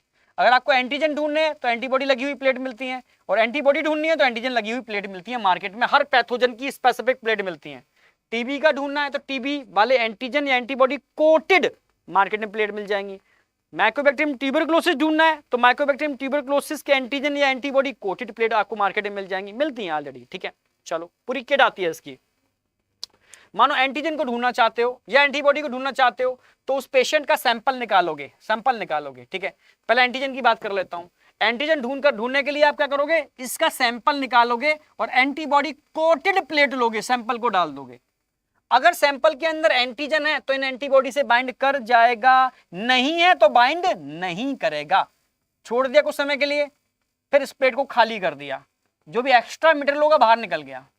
अगर होगा तो बाइंडिंग हो गई होगी, नहीं होगा तो सब बाहर निकल जाएगा। अब मार्केट में ये एंटीबॉडी आते हैं, एंजाइम लिंक्ड एंटीबॉडी। ये ऐसे एंटीबॉडी हैं जो पर्टिकुलर उन एंटीजन से बाइंड करेंगे जिसको आप ढूंढना चाहते हो। ठीक है, अगर मान लो एंटीजन की बाइंडिंग हो गई तो ये एंटीजन इन एंटीजन से बाइंड कर जाएंगे। अगर बाइंडिंग नहीं हुई होती तो ये एंटीबॉडी उन तो बाइंड ही नहीं कर पाते। ठीक है, मान लो ये इंसान पॉजिटिव है, ये एंटीजन बाइंड हो चुके हैं, आपने इसको डाला तो ऑटोमेटिकली ये एंजाइम लिंक्ड एंटीबॉडी भी इनसे बाइंड हो जाएंगे, पर देखेगा कुछ भी नहीं। फिर खाली कर दोगे, जो बाइंडिंग नहीं होगी वो सब चीजें बाहर निकल जाएंगी, बाइंडिंग होगी वो रह जाएंगी इसके अंदर। अब जब ये एंटीबॉडी आती है तो साथ में एक सबस्ट्रेट भी आता है, इस एंजाइम का सबस्ट्रेट। जब आप सबस्ट्रेट भरोगे ना इसके अंदर, अगर मान लो एंजाइम है इसके अंदर, तो ये एंजाइम इस सबस्ट्रेट को प्रोडक्ट में चेंज कर देगा, जो एक कलरिंग सब्सटेंस, क्रोमोजेनिक सब्सटेंस है, और प्लेट का रंग चेंज हो जाएगा। अगर प्लेट का कलर चेंज हो रहा है, ये इंडिकेटर है पॉजिटिव टेस्ट, यानी इन्फेक्शन है इसके अंदर। अगर ये कलर चेंज नहीं होता तो इसका मतलब ये एंजाइम लिंक्ड एंटीबॉडी इसके अंदर नहीं है, मींस एंटीजन इसके अंदर नहीं है, यानी नेगेटिव टेस्ट है। क्लियर है बिल्कुल। ऐसे ही उल्टा हम क्या करेंगे, भाई एंटीबॉडी ढूंढना चाहते हो तो एंटीजन कोटेड प्लेट आते हैं, सैंपल डालोगे उसमें एंटीबॉडी होंगे तो बाइंड कर जाएंगे, नहीं होंगे तो नहीं होंगे। ठीक है, अब मार्केट में ऐसे एंटीबॉडी भी आते हैं जो एंटीबॉडी से ही बाइंड करते हैं, enzyme linked antibody binding antibody. जब इनको डालोगे तो मान लो ये एंटीबॉडी इसमें थे तो ये एंटीबॉडी इनसे बाइंड कर जाएंगे, ये एंटीबॉडी से ही बाइंड करेंगे, एंटीजन से बाइंड नहीं करते। ठीक है, एंजाइम लिंक्ड है। अगर मान लो बाइंडिंग हो गई, सबस्ट्रेट डालोगे तो एंजाइम अगर अंदर होगा तो प्रोडक्ट में कन्वर्ट कर देगा सबस्ट्रेट को, कलर चेंज हो जाएगा। कलर चेंज होता है तो पॉजिटिव टेस्ट, कलर चेंज नहीं होता तो नेगेटिव टेस्ट। सिंपल बात एक लाइन में खत्म करता हूं। मार्केट में ये 96 बेल वाली प्लेटें आती हैं जो पैथोजन स्पेसिफिक होती हैं। ये टेक्निक एंटीजन एंटीबॉडी पर बेस्ड है, एंटीजन एंटीबॉडी इंटरेक्शन पर बेस्ड है। किसी भी पैथोजन का एंटीजन ढूंढना हो या एंटीबॉडी ढूंढना हो बॉडी के अंदर, भाई एंटीजन है मतलब पैथोजन हमारे अंदर है, एंटीबॉडी है तो भी पैथोजन हमारे अंदर है, समझ रहे हो। पर एंटीजन तब मिलेगा जब वो पैथोजन फास्ट ग्रोइंग होगा। अगर वो पैथोजन स्लो ग्रोइंग है, जैसे HIV 5 से 10 साल तक इंक्यूबेशन पीरियड होता है, तो ढूंढोगे भी मिलेगा ही नहीं, पर वो है अंदर छुपा हुआ बैठा है। पर कहीं अगर बैठा है ना तो वो एंटीबॉडी जरूर बना रहा होगा, कंटिन्यू लिम्फोसाइट से इंटरेक्शन कर रहा होगा, तो बॉडी में एंटीबॉडी मिल जाएंगे। तो ऐसे केस में आप एंटीबॉडी ढूंढते हो। ठीक है, और जो फास्ट ग्रोइंग होते हैं उनके केस में आप एंटीजन ढूंढते हो। कुछ भी ढूंढ रहे हो, ठीक है, एंटीजन ढूंढ रहे हो तो एंटीबॉडी चिपकी हुई प्लेट लोगे, एंटीबॉडी ढूंढ रहे हो तो एंटीजन से कोटेड या चिपकी हुई प्लेट यूज करोगे। सैंपल डालोगे, एंटीजन की कोटिंग होती है, एंटीबॉडी की कोटिंग होती है, उसके बाद आप एंजाइम लिंक्ड एंटीबॉडी डाल दोगे। अगर उनकी बाइंडिंग हो जाती है एंटीजन से एंटीबॉडी से, तो सबस्ट्रेट डाल करके आप चेक कर लोगे रंग चेंज हो रहा है या नहीं हो रहा। रंग चेंज हो रहा है तो पॉजिटिव टेस्ट है, नहीं हो रहा तो नेगेटिव टेस्ट है, सिंपल। ठीक है, तो समझ में आ गया होगा, सिंपल है, बहुत सिंपल। मैं डायग्रामेटिकली इसको रिप्रेजेंट करती है। ये दोनों टेक्निक हो गई। अब बात आती है ट्रांसजेनिक एनिमल। इसमें ज्यादा दिमाग मारने की जरूरत नहीं है, ठीक है। क्वेश्चन कहां से आता है वो भी बता देता हूं मैं, ठीक है। ट्रांसजेनिक एनिमल में ध्यान रखना है आपको, अब तक हम बहुत सारे ट्रांसजेनिक एनिमल बना चुके हैं। ट्रांसजेनिक रैट बना चुके हैं, रैबिट बना चुके हैं, पिग बना चुके हैं, समझ रहे हो, शीप बना चुके हैं, काव बना चुके हैं, फिश बना चुके हैं, बहुत सारे, ठीक है। जिनमें 95% अगर मैं बात करता हूं, सबसे ज्यादा ट्रांसजेनिक एनिमल कौन से बनाए हैं हमने? माइस बनाए हैं, माइस। 95% माइस हैं, और माइस फर्स्ट ट्रांसजेनिक एनिमल भी है, पहला हमने यही बनाया था, और सबसे ज्यादा हम माइस ही बना रहे हैं ट्रांसजेनिक। जो रिसर्च में हम यूज कर रहे हैं माइस को सबसे ज्यादा। एक क्वेश्चन तो याद रखना, ठीक है। ट्रांसजेनिक का मतलब है जेनेटिकली मॉडिफाइड एनिमल। कहां यूज करते हैं जेनेटिकली मॉडिफाइड एनिमल को? ठीक है, जैसे नॉर्मल फिजियोलॉजी एंड डेवलपमेंट। जैसे आप देखना चाहते हो इस जीन का क्या इफेक्ट पड़ता है, जीन कहीं आपको दैत्य तो नहीं बना देगा, ये जीन कहीं आपको, समझ रहे हो, चींटी तो नहीं बना देगा, क्या बना देगा, आपके अंदर क्या चेंज करेगा। तो अब जीन का चेंज देखना है तो किसी इंसान में तो देखोगे नहीं, गवर्नमेंट परमिट नहीं करती। आप क्या करो, ट्रांसजेनिक एनिमल जो आपने बनाए हैं ना, उनके अंदर जीन को इंट्रोड्यूस करो और उस जीन का फिजियोलॉजिकल इफेक्ट उनके अंदर देखो, गवर्नमेंट परमिट करती है, ठीक है। समझ में आया? उसके लिए आप इसको यूज कर सकते हो। और किसके लिए यूज कर सकते हो इन ट्रांसजेनिक एनिमल को? समझना, डिफरेंट टाइप की डिसीज है जो बहुत भयानक है, उन डिसीज की स्टडी करनी है तो किसी एनिमल पर नहीं करोगे, नॉर्मल एनिमल पर, उसकी स्टडी आप ट्रांसजेनिक एनिमल पर करोगे जो बनाए हुए हैं, ठीक है। जैसे कैंसर के केस में आप ट्रांसजेनिक एनिमल यूज करोगे, सिस्टिक फाइब्रोसिस की स्टडी करनी है और ट्रांसजेनिक एनिमल यूज करोगे, रूमेटॉइड अर्थराइटिस करनी है स्टडी या जो भी आपको रिसर्च करनी है ट्रांसजेनिक एनिमल, जो एल्जाइमर और पार्किंसन जैसी डिसीज होती है, जेनेटिकल डिसऑर्डर, तो इनके केस में भी आप ट्रांसजेनिक एनिमल ही यूज करोगे, ठीक है। तो स्टडी ऑफ डिसीज के लिए भी आप ट्रांसजेनिक एनिमल यूज कर सकते हो। दो हो गए, किसी भी जीन का फिजियोलॉजिकल इफेक्ट देखना है ट्रांसजेनिक एनिमल, किसी डिसीज की स्टडी करनी है, इन पर क्वेश्चन डायरेक्टली मिल जाएगा आपको इन 4 डिसीज के ऊपर, ठीक है, तो आप ट्रांसजेनिक एनिमल यूज करोगे।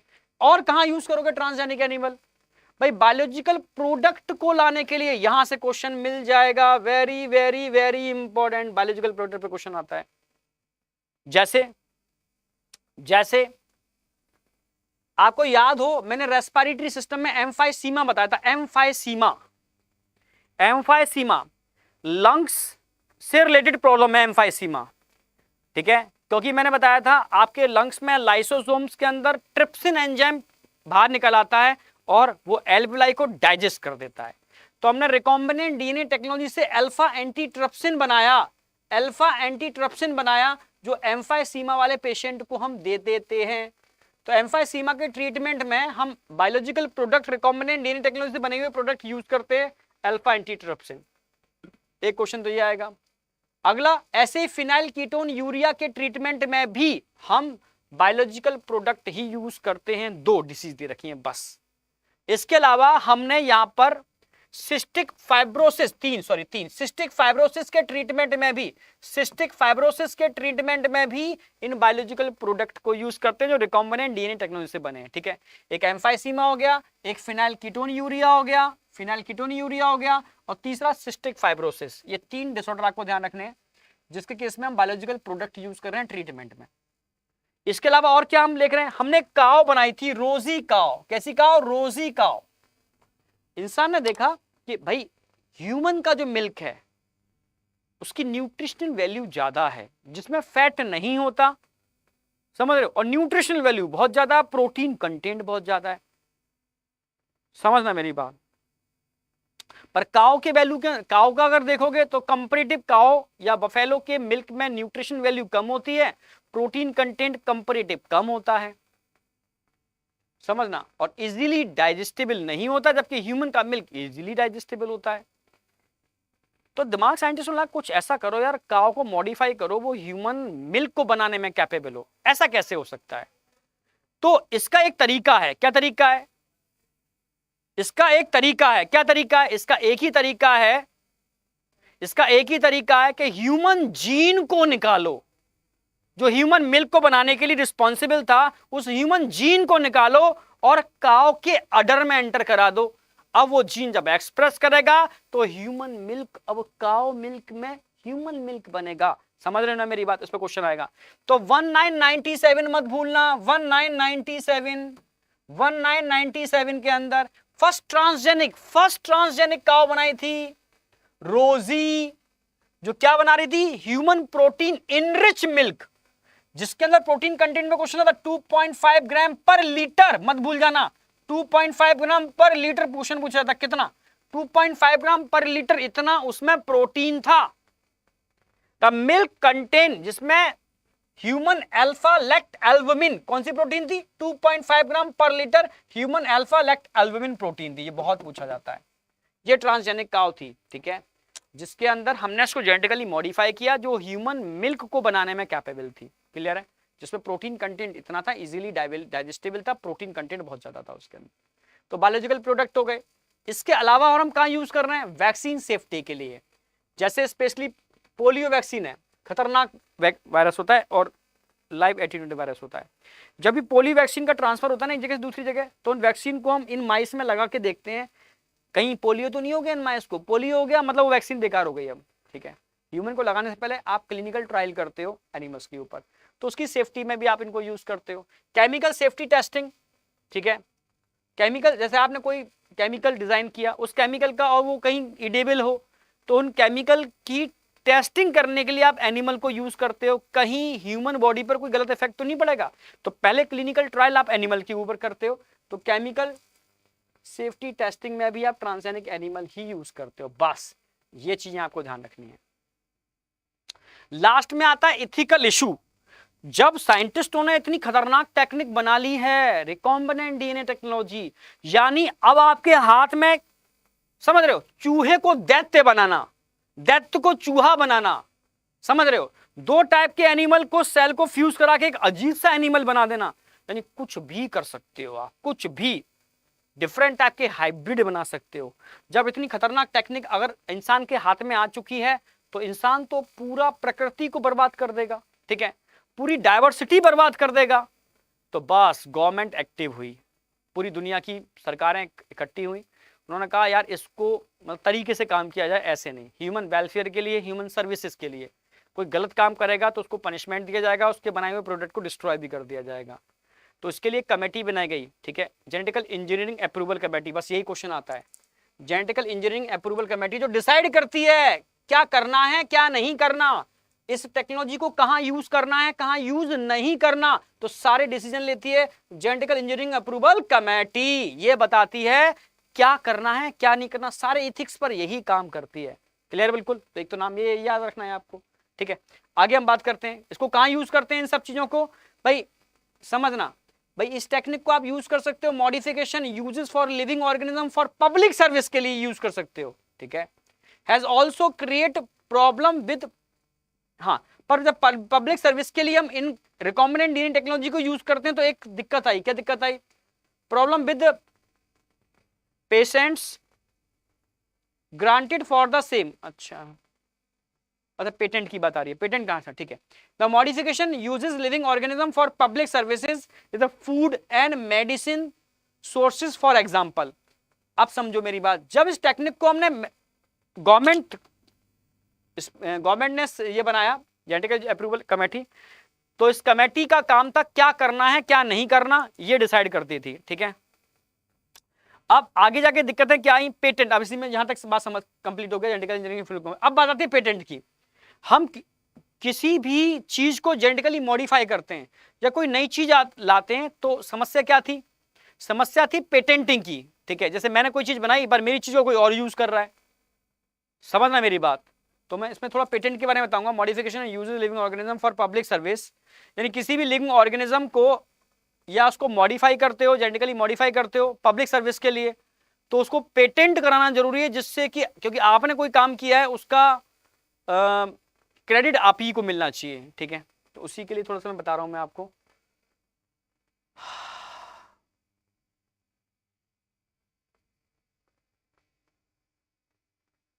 ठीक है, तो पेटेंट की बात आती है, these are growing public anger that certain companies are being granted patent for product and technology that make use for the genetic material plant. अच्छा, मैं एक लाइन में खत्म करता हूँ इस चीज को, ठीक है। देखो एक्चुअल में जितनी भी डेवलप कंट्रियां थी, उन्होंने कहा कि यार काम करते हैं, पेटेंटिंग सिस्टम बनाते हैं। उन्हें क्या होता है पेटेंटिंग? भाई अगर आप कोई चीज डिस्कवर करते हो, उसमें नोबिलिटी है, नन ओबियसनेस है, पहले लोग नहीं जानते, या आपने कोई टेक्निक बनाई है, या आपने किसी पुरानी टेक्निक को मॉडिफाई किया है, समझ रहे हो, या आपने कोई ऐसा इनोवेशन किया है जो पहले कोई नहीं जानता था, आपने किसी एनिमल को जेनेटिकली मॉडिफाई किया है, तो आप इसको पेटेंट बना करा सकते हो। उससे क्या फायदा होगा? भाई आपने कोई चीज बनाई है तो दूसरा उसकी तुरंत कॉपी मारेगा ना। भाई इंडिया में क्या नकलची तो भरे पड़े हैं, इंडिया में ये तो हो रहा है, कोई चीज मैंने की, कोई क्रिएट की, उठा के 2 मिनट में उसकी कॉपी हो गई। इंडिया में ओरिजिनल प्रोडक्ट कम बिकते हैं, इंडिया क्या मैक्सिमम जगह पायरेटेड सबसे ज्यादा बिकते हैं, क्योंकि पायरेटेड वाले ने मेहनत तो की नहीं है, तो 10 रुपए की चीज को 1 रुपए में बेच लेगा। पर जिसने जेन्युइन बनाया है, ठीक है, उसने बहुत मेहनत किया, उसके पीछे उसके कई साल छुपे हुए हैं उसकी खोज के पीछे। तो दुनिया में मैक्सिमम तो यही हुआ है, ठीक है, चोर बैठे हैं सारे के सारे, ठीक है, समझो। खैर आगे देखोगे, मेडिकल फील्ड में जाओगे, ठीक है, जब तुम इनोवेशन करोगे नए नए और तुम्हारे इनोवेशन कोई चुराएगा, तब तुम समझोगे क्या होता क्या है, ठीक है, ये क्या चीज है, पेटेंटिंग क्या चीज है, समझो। पर अब यहाँ क्या है, जो पेटेंटिंग वाले थे वही चोर निकले, ठीक है। जो डेवलप कंट्री थी उन्होंने पेटेंटिंग का सिस्टम बनाया और पेटेंट करा लिया, और बाद में जो अनडेवलप कंट्री थी तो उनको बारे में पता ही नहीं था, उन कंट्रियों को उन्हीं के प्रोडक्ट को बेचा जा रहा है कह के कि भाई ये पेटेंट हमारा है, हम तो यूज करते हैं ना, अगर आपको खरीदना है तो आपको ये देना पड़ेगा, हम पहले ही पेटेंट करा चुके हैं, समझ रहे हो। जैसे अब कुछ एग्जांपल बताने की कोशिश कर रहा हूं मैं, जैसे देयर आर, भाई इंडिया के अंदर अगर मैं राइस की बात करता हूं, 2 लाख वेराइटीज हैं चावल की, 2 lakh varieties of rice in India, जिसमें अगर मैं बात करूं 27 बासमती की वैरायटी डॉक्यूमेंटेड है। पूरी दुनिया के अंदर इंडिया पहचाना जाता है बासमती के लिए, उसके एरोमा के लिए, उसकी क्वालिटी के लिए। पर कुछ दुष्ट आए बाहर से, इंडियन चावल जब देखा उन्होंने, वाह क्या एरोमा है, क्या उसका मतलब फ्लेवर है, ठीक है, उससे एक्टिवेट हुए और जाके पेटेंट करा लिया। समझना मेरी बात। Documented variety of basmati are grow in India, जो ऑलरेडी हम समझ रहे हो इंडिया में यूज हो रहा है, 2 लाख वैरायटीज हैं, 27 बासमती की वैरायटी डॉक्यूमेंटेड है इंडिया के अंदर।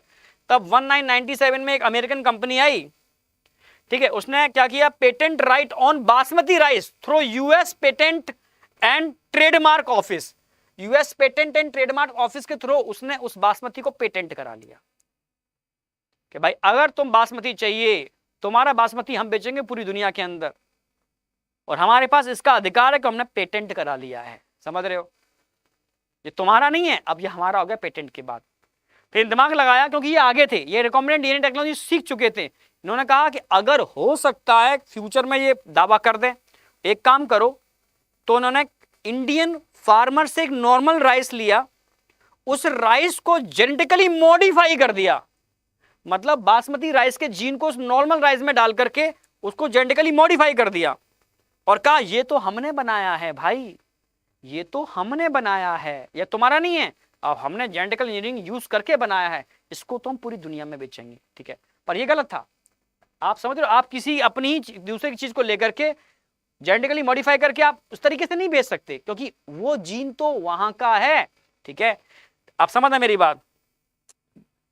आगे फिर क्या पेटेंट, ठीक है, this allowed the company to sell a new variety basmati in the US, फिर वो यूएस में बेचना चालू एंड अब्रॉड, और बाहर भी बेचना चालू कर दिया। This new variety of basmati had actually been derived from Indian farmer varieties, Indian farmer variety से ही डिराइव्ड हुई थी। Indian basmati was crossed with semi dwarf variety and claimed as an invention और नोबिलिटी। भाई ये कोई नोबिलिटी थोड़ी ना है, अब टेक्निक आप जानते हो, उठा करके आपने क्रॉस करा दिया उस 2 चीज नॉर्मल वैरायटी को इंडियन बासमती से, और चावल अपने आप बन ही जाएगा। अब आपको ये नोबिलिटी है, ये नोबिलिटी नहीं है, ठीक है। आपने तो इंडियन बासमती को तो यूज किया, समझ रहे हो ना मेरी बात, वो आपको नहीं करना चाहिए था। ठीक है, कुछ बाहर से आपने चीज नहीं दी, आपने नेचुरल रिसोर्सेज को यूज किया आपने। ठीक है, तो इस समझ में आया ना ये वाली बात। तो ये उनका एक गलत तरीका था। ठीक है, बाद में क्या किया, खैर इस पर खूब चला, काफी पेटेंट हम वापस भी ले आए, कुछ पेटेंट नहीं भी ला पाए। ठीक है, अब बाद में खेल चलता रहा। इतना ही नहीं, टर्मरिक और नीम को भी इस यूएस ने पेटेंट करा लिया, जबकि टर्मरिक हल्दी हमारे कल्चर के अंदर सदियों से दूध में हल्दी मिला के पिलाई जाती थी, चोट लगने पर हल्दी का लेप लगाया जाता था। ठीक है, हल्दी को एक बेहतरीन एंटीबायोटिक, एंटीबैक्टीरियल, एंटीसेप्टिक की तरह यूज किया जाता था सदियों से, उसको उन्होंने पेटेंट करा लिया। नीम भाई अपना कितना फेमस था, नीम घर घर में क्यों लगाया जाता था, बीमारियां ना आए। ठीक है, कोई भी फंगल इन्फेक्शन होता था तो नीम की जो बार्क होती है उसको घिस के लगा लो, हर तरीका फंगल इन्फेक्शन खत्म हो जाता था। नीम का ऑयल डिफरेंट टाइप के स्किन रिलेटेड डिसऑर्डर में यूज किया जाता था, मतलब सदियों से, इन्होंने उसको भी पेटेंट करा लिया। ठीक है, फाइट चल रही है, कई चीज हम पेटेंट वापस भी लीगली वापस भी ले आए, क्योंकि हम भी अब थोड़ा डेवलप हो चुके हैं। ठीक है, ठीक है, फिर बात है बायोपायरेसी। बायोपायरेसी, पायरेसी मतलब चुरा लेना, बायोलॉजिकल रिसोर्स की पायरेसी, इसको बायोपायरेसी कहते हैं। सबसे ज्यादा यही बायोपायरेसी हुई दुनिया के अंदर। ठीक है, क्योंकि देखो दो तरीके की चीजें होती हैं, एक तो डेवलप कंट्री होती है, एक अनडेवलप कंट्री होती है। ठीक है, जैसे अफ्रीका का केस बता रहा हूं मैं, अफ्रीका का केस है, बेस्ट अफ्रीकन प्लांट था। ठीक है, पेंटा डिप्लेंड्रा ब्राजियाना। कुछ यूएस के दुष्ट लोग अफ्रीका के जंगलों में गए, वहां लोगों ने उनको काढ़ा पिलाया और मीठा था। मीठा काढ़ा कहां से आ गया इनके पास। ठीक है, ये मीठी चीज कहां से आ गई इनके पास, चीनी तो उस समय उनके पास थी नहीं ऐसा कुछ भी, और बहुत मीठा था। तब देखा उन्होंने वो प्लांट के एक्सट्रैक्ट को यूज करते थे किसी चीज को मीठा करने के लिए। वो प्लांट कौन सा था, पेंटा डिप्लेंड्रा ब्राजियाना। ठीक है, इसके अंदर एक प्रोटीन थी ब्राजीन, ये इतनी खतरनाक प्रोटीन थी, ये 2000 टाइम्स स्वीट एज शुगर, चीनी से भी 2000 गुना मीठी थी। समझ रहे हो, लो कैलोरी स्वीटनर, यानी इसको लेने से कोई मोटा नहीं होता था, जबकि चीनी is a slow poison. Clear है बिल्कुल। इनके दिमाग घूम गए, वाह ये क्या मिल गया हमें, ये तो आदिवासी, ये क्या जाने। ठीक है, तो उन्होंने उसको भी पेटेंट करा लिया प्लांट को। तब इन्होंने डर लगा कहीं दूसरी कंट्री ऑब्जेक्शन ना करे, तो इन्होंने क्या काम किया, इस ठीक है पेंटा डिप्लेंड्रा ब्राजियाना के उस जीन को जो ब्राजीन प्रोटीन बनाता था, उन्होंने अपनी लोकल माइज मक्का के ग्रेन में इंट्रोड्यूस करा दिया। तो अब मक्का के अंदर ये प्रोटीन बनना चालू हो गई, और मक्का से प्रोटीन को आइसोलेट करके पूरी दुनिया में लो कैलोरी स्वीटनर की तरह इसको बेचना चालू कर दिया। तो इस तरीके से इसको कहते हैं बायोपायरेसी, इसको बोलते हैं बायोपायरेसी। बायोलॉजिकल रिसोर्सेस किसी और कंट्री के थे, बिना उनकी परमिशन के, बिना इनको पेमेंट किए, ठीक है, और आप यूज कर सकते हो इनको, उसका जो भी है अमाउंट उसको पे करो, उनकी एग्रीमेंट लो, तब आप उसको यूज करो। बिना पे करे, बिना परमिशन के आप किसी चीज को यूज कर रहे हो, तो ये क्या है, इसको बोलते हैं चोरी, बायोपायरेसी। समझ में आया, ये बायोपायरेसी थी। पर धीरे धीरे चीजें बनती गई। इंडिया के अंदर पेटेंटिंग इतनी स्लो है और इतनी चीज ऐसी टिपिकल है कि जब तक हम पेटेंट फाइल करते हैं तब तक तो वो समझ रहे हो सब कुछ करा लेते हैं अजीब ही ढंग से। तब धीरे धीरे मॉडिफिकेशन हुए, गवर्नमेंट ने चेंजेस हुए। अब लेटेस्ट चेंज आया है, ठीक है, in India parliament has recently cleared second amendment bill. First amendment bill बकवास था, पेटेंटिंग बिल का जो सेकंड अमेंडमेंट बिल आया है, क्वेश्चन आएगा सेकंड अमेंडमेंट बिल, ध्यान रखना, ये आ चुका है। इसकी वजह से काफी चीजें इंप्रूव हुई हैं, ठीक है। इमरजेंसी प्रोविजंस हैं इसके अंदर, रिसर्च एंड डेवलपमेंट इनिशिएटिव हैं, मतलब इसकी वजह से काफी चीजें ऐसी हैं जो इमरजेंसी में आप इनको यूज कर सकते हो, ठीक है। ये पेटेंटिंग मैकेनिज्म बहुत स्लो मैकेनिज्म है, कई बहुत टाइम लगता है इसके अंदर, इसकी वजह से चीजें फास्ट हुई हैं, ठीक है। तो second amendment bill latest updation था पार्लियामेंट के अंदर, जिसकी वजह से इस चीज में काफी सुधार हुए हैं, ठीक है, और काफी चीजें हम एक्टिव हुए हैं, जिसकी वजह से दूसरी कंट्री हमारे बायोलॉजिकल रिसोर्सेज को यूज नहीं कर सकती अब, इतने मॉडिफिकेशन के बाद। समझ में आया नहीं आया? तो बेटा ये चैप्टर यहां पर जाकर के एंड हो जाता है। कम से कम टाइम में चैप्टर को एंड करने की कोशिश कीजिए, जिससे कि आपका टाइम बचे और ये चैप्टर आपके ब्रेन में सेट हो, ठीक है। परिवर्तन सीरीज का यह लास्ट लेक्चर था, समझ रहे हो। अब सिर्फ 2 दिन बचे हैं और रिमेनिंग टॉपिक आप कहां से करोगे? द लास्ट मैराथन से करोगे। उसमें मैंने वो सारे इंपॉर्टेंट टॉपिक वेटेज के अकॉर्डिंग जो नीट में आने की प्रोबेबिलिटी है वो मैंने ढंग से करा दी है। ठीक है, तो टेंशन लेने की जरूरत नहीं है, क्योंकि टाइम के अकॉर्डिंग सारी बातें की जाती हैं और टाइम के अकॉर्डिंग बहुत परफेक्टली हम लेके चले हैं।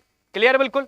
हाँ, बायोटेक्नोलॉजी मुझे कराना था क्योंकि मैंने प्रॉमिस वहां किया था कि बायोटेक में आपको कराऊंगा मैराथन वाली सीरीज के अंदर। प्रॉमिस मैंने पूरा किया। ठीक है, समझ रहे हो? और evolution, human health and disease, strategy, ये सारा मैंने करा दिया था जो आपको रिक्वायर्ड था, जहां से क्वेश्चन बनने की प्रोबेबिलिटी ज्यादा थी। क्लियर है? तो अब बस 2 दिन बचे हैं जिसके अंदर हम नीट का फील यानी लास्ट टाइम पर, समझ रहे हो ना मेरी बात? बस नीट से पहले 2 नीट देने वाले हैं। क्लियर है? जो आपकी परफॉर्मेंस को, आपकी मिस्टेक्स को और इंप्रूव करेंगे। आप समझ रहे हो? और बस यही कोशिश रहेगी इस बार आप किसी बेहतरीन मेडिकल कॉलेज में एंटर करो और अपने और पेरेंट्स के सपनों को पूरा करो। तो थैंक यू बेटा, ऑल द बेस्ट। बस मैं ये इतना जरूर कहूंगा कि नीट के फील्ड में जो भी मार्क्स आते हैं, ठीक है, उसको एक गूगल फॉर्म के थ्रू, जो हम जो क्या नाम है उस पर टेलीग्राम पर भी शेयर कर देंगे। ठीक है, उसके आप जरूर थोड़ा कनेक्ट रखना। ठीक है, थोड़ा कोशिश करना कनेक्ट करने की, उस फॉर्म को भर के थोड़ा बताना, जिससे कि हम भी एनालिसिस कर पाएं कि कितने बच्चे ऐसे हैं जो क्या मतलब एनालिसिस कुछ कर पाएं। ठीक है, तो बस यही थोड़ी सी रहेगी। और all the best for NEET 2023। ठीक है, और अच्छा परफॉर्म करो, पॉजिटिव रहो। लास्ट टाइम जो 2-3 दिन बचे ना, ये पढ़ाई के दिन नहीं है। अब आज के बाद 2 दिन है, इनमें सिर्फ आप टेस्ट दोगे। 2 टेस्ट तो हम दे ले रहे थे आपके। तो जो नीट का फील है उस पर फोकस करोगे और रिलैक्स करोगे, एकदम पॉजिटिव रहोगे। ठीक है, लास्ट टाइम पर खाना पीने का थोड़ा ध्यान रखना। ठीक है, सही खाना, इम्यूनिटी का ध्यान रखना, बीमार ना पड़ जाओ उसका ध्यान रखना, क्योंकि लास्ट दिन जो होता है ना, पूरी साल का निर्णायक दिन है। ठीक है, तो उस दिन आप अपने ब्रेन को बेहतर और ऑप्टिमम लेवल पर यूज करना। ठीक है, तो काफी चीजें पर इस पर डिपेंड करता है। ठीक है, सेंटर पर टाइम से पहुंचना। ठीक है, तो थैंक यू बेटा, ऑल द बेस्ट। मिलते हैं कल नीट के फील्ड में, उसमें डिस्कशन कराएंगे हम शाम को। ठीक है, रिकॉर्डेड फॉर्म में होगा, इससे आपका टाइम बचे, क्योंकि टाइम सबसे इंपॉर्टेंट है। ठीक है, thank you, all the best.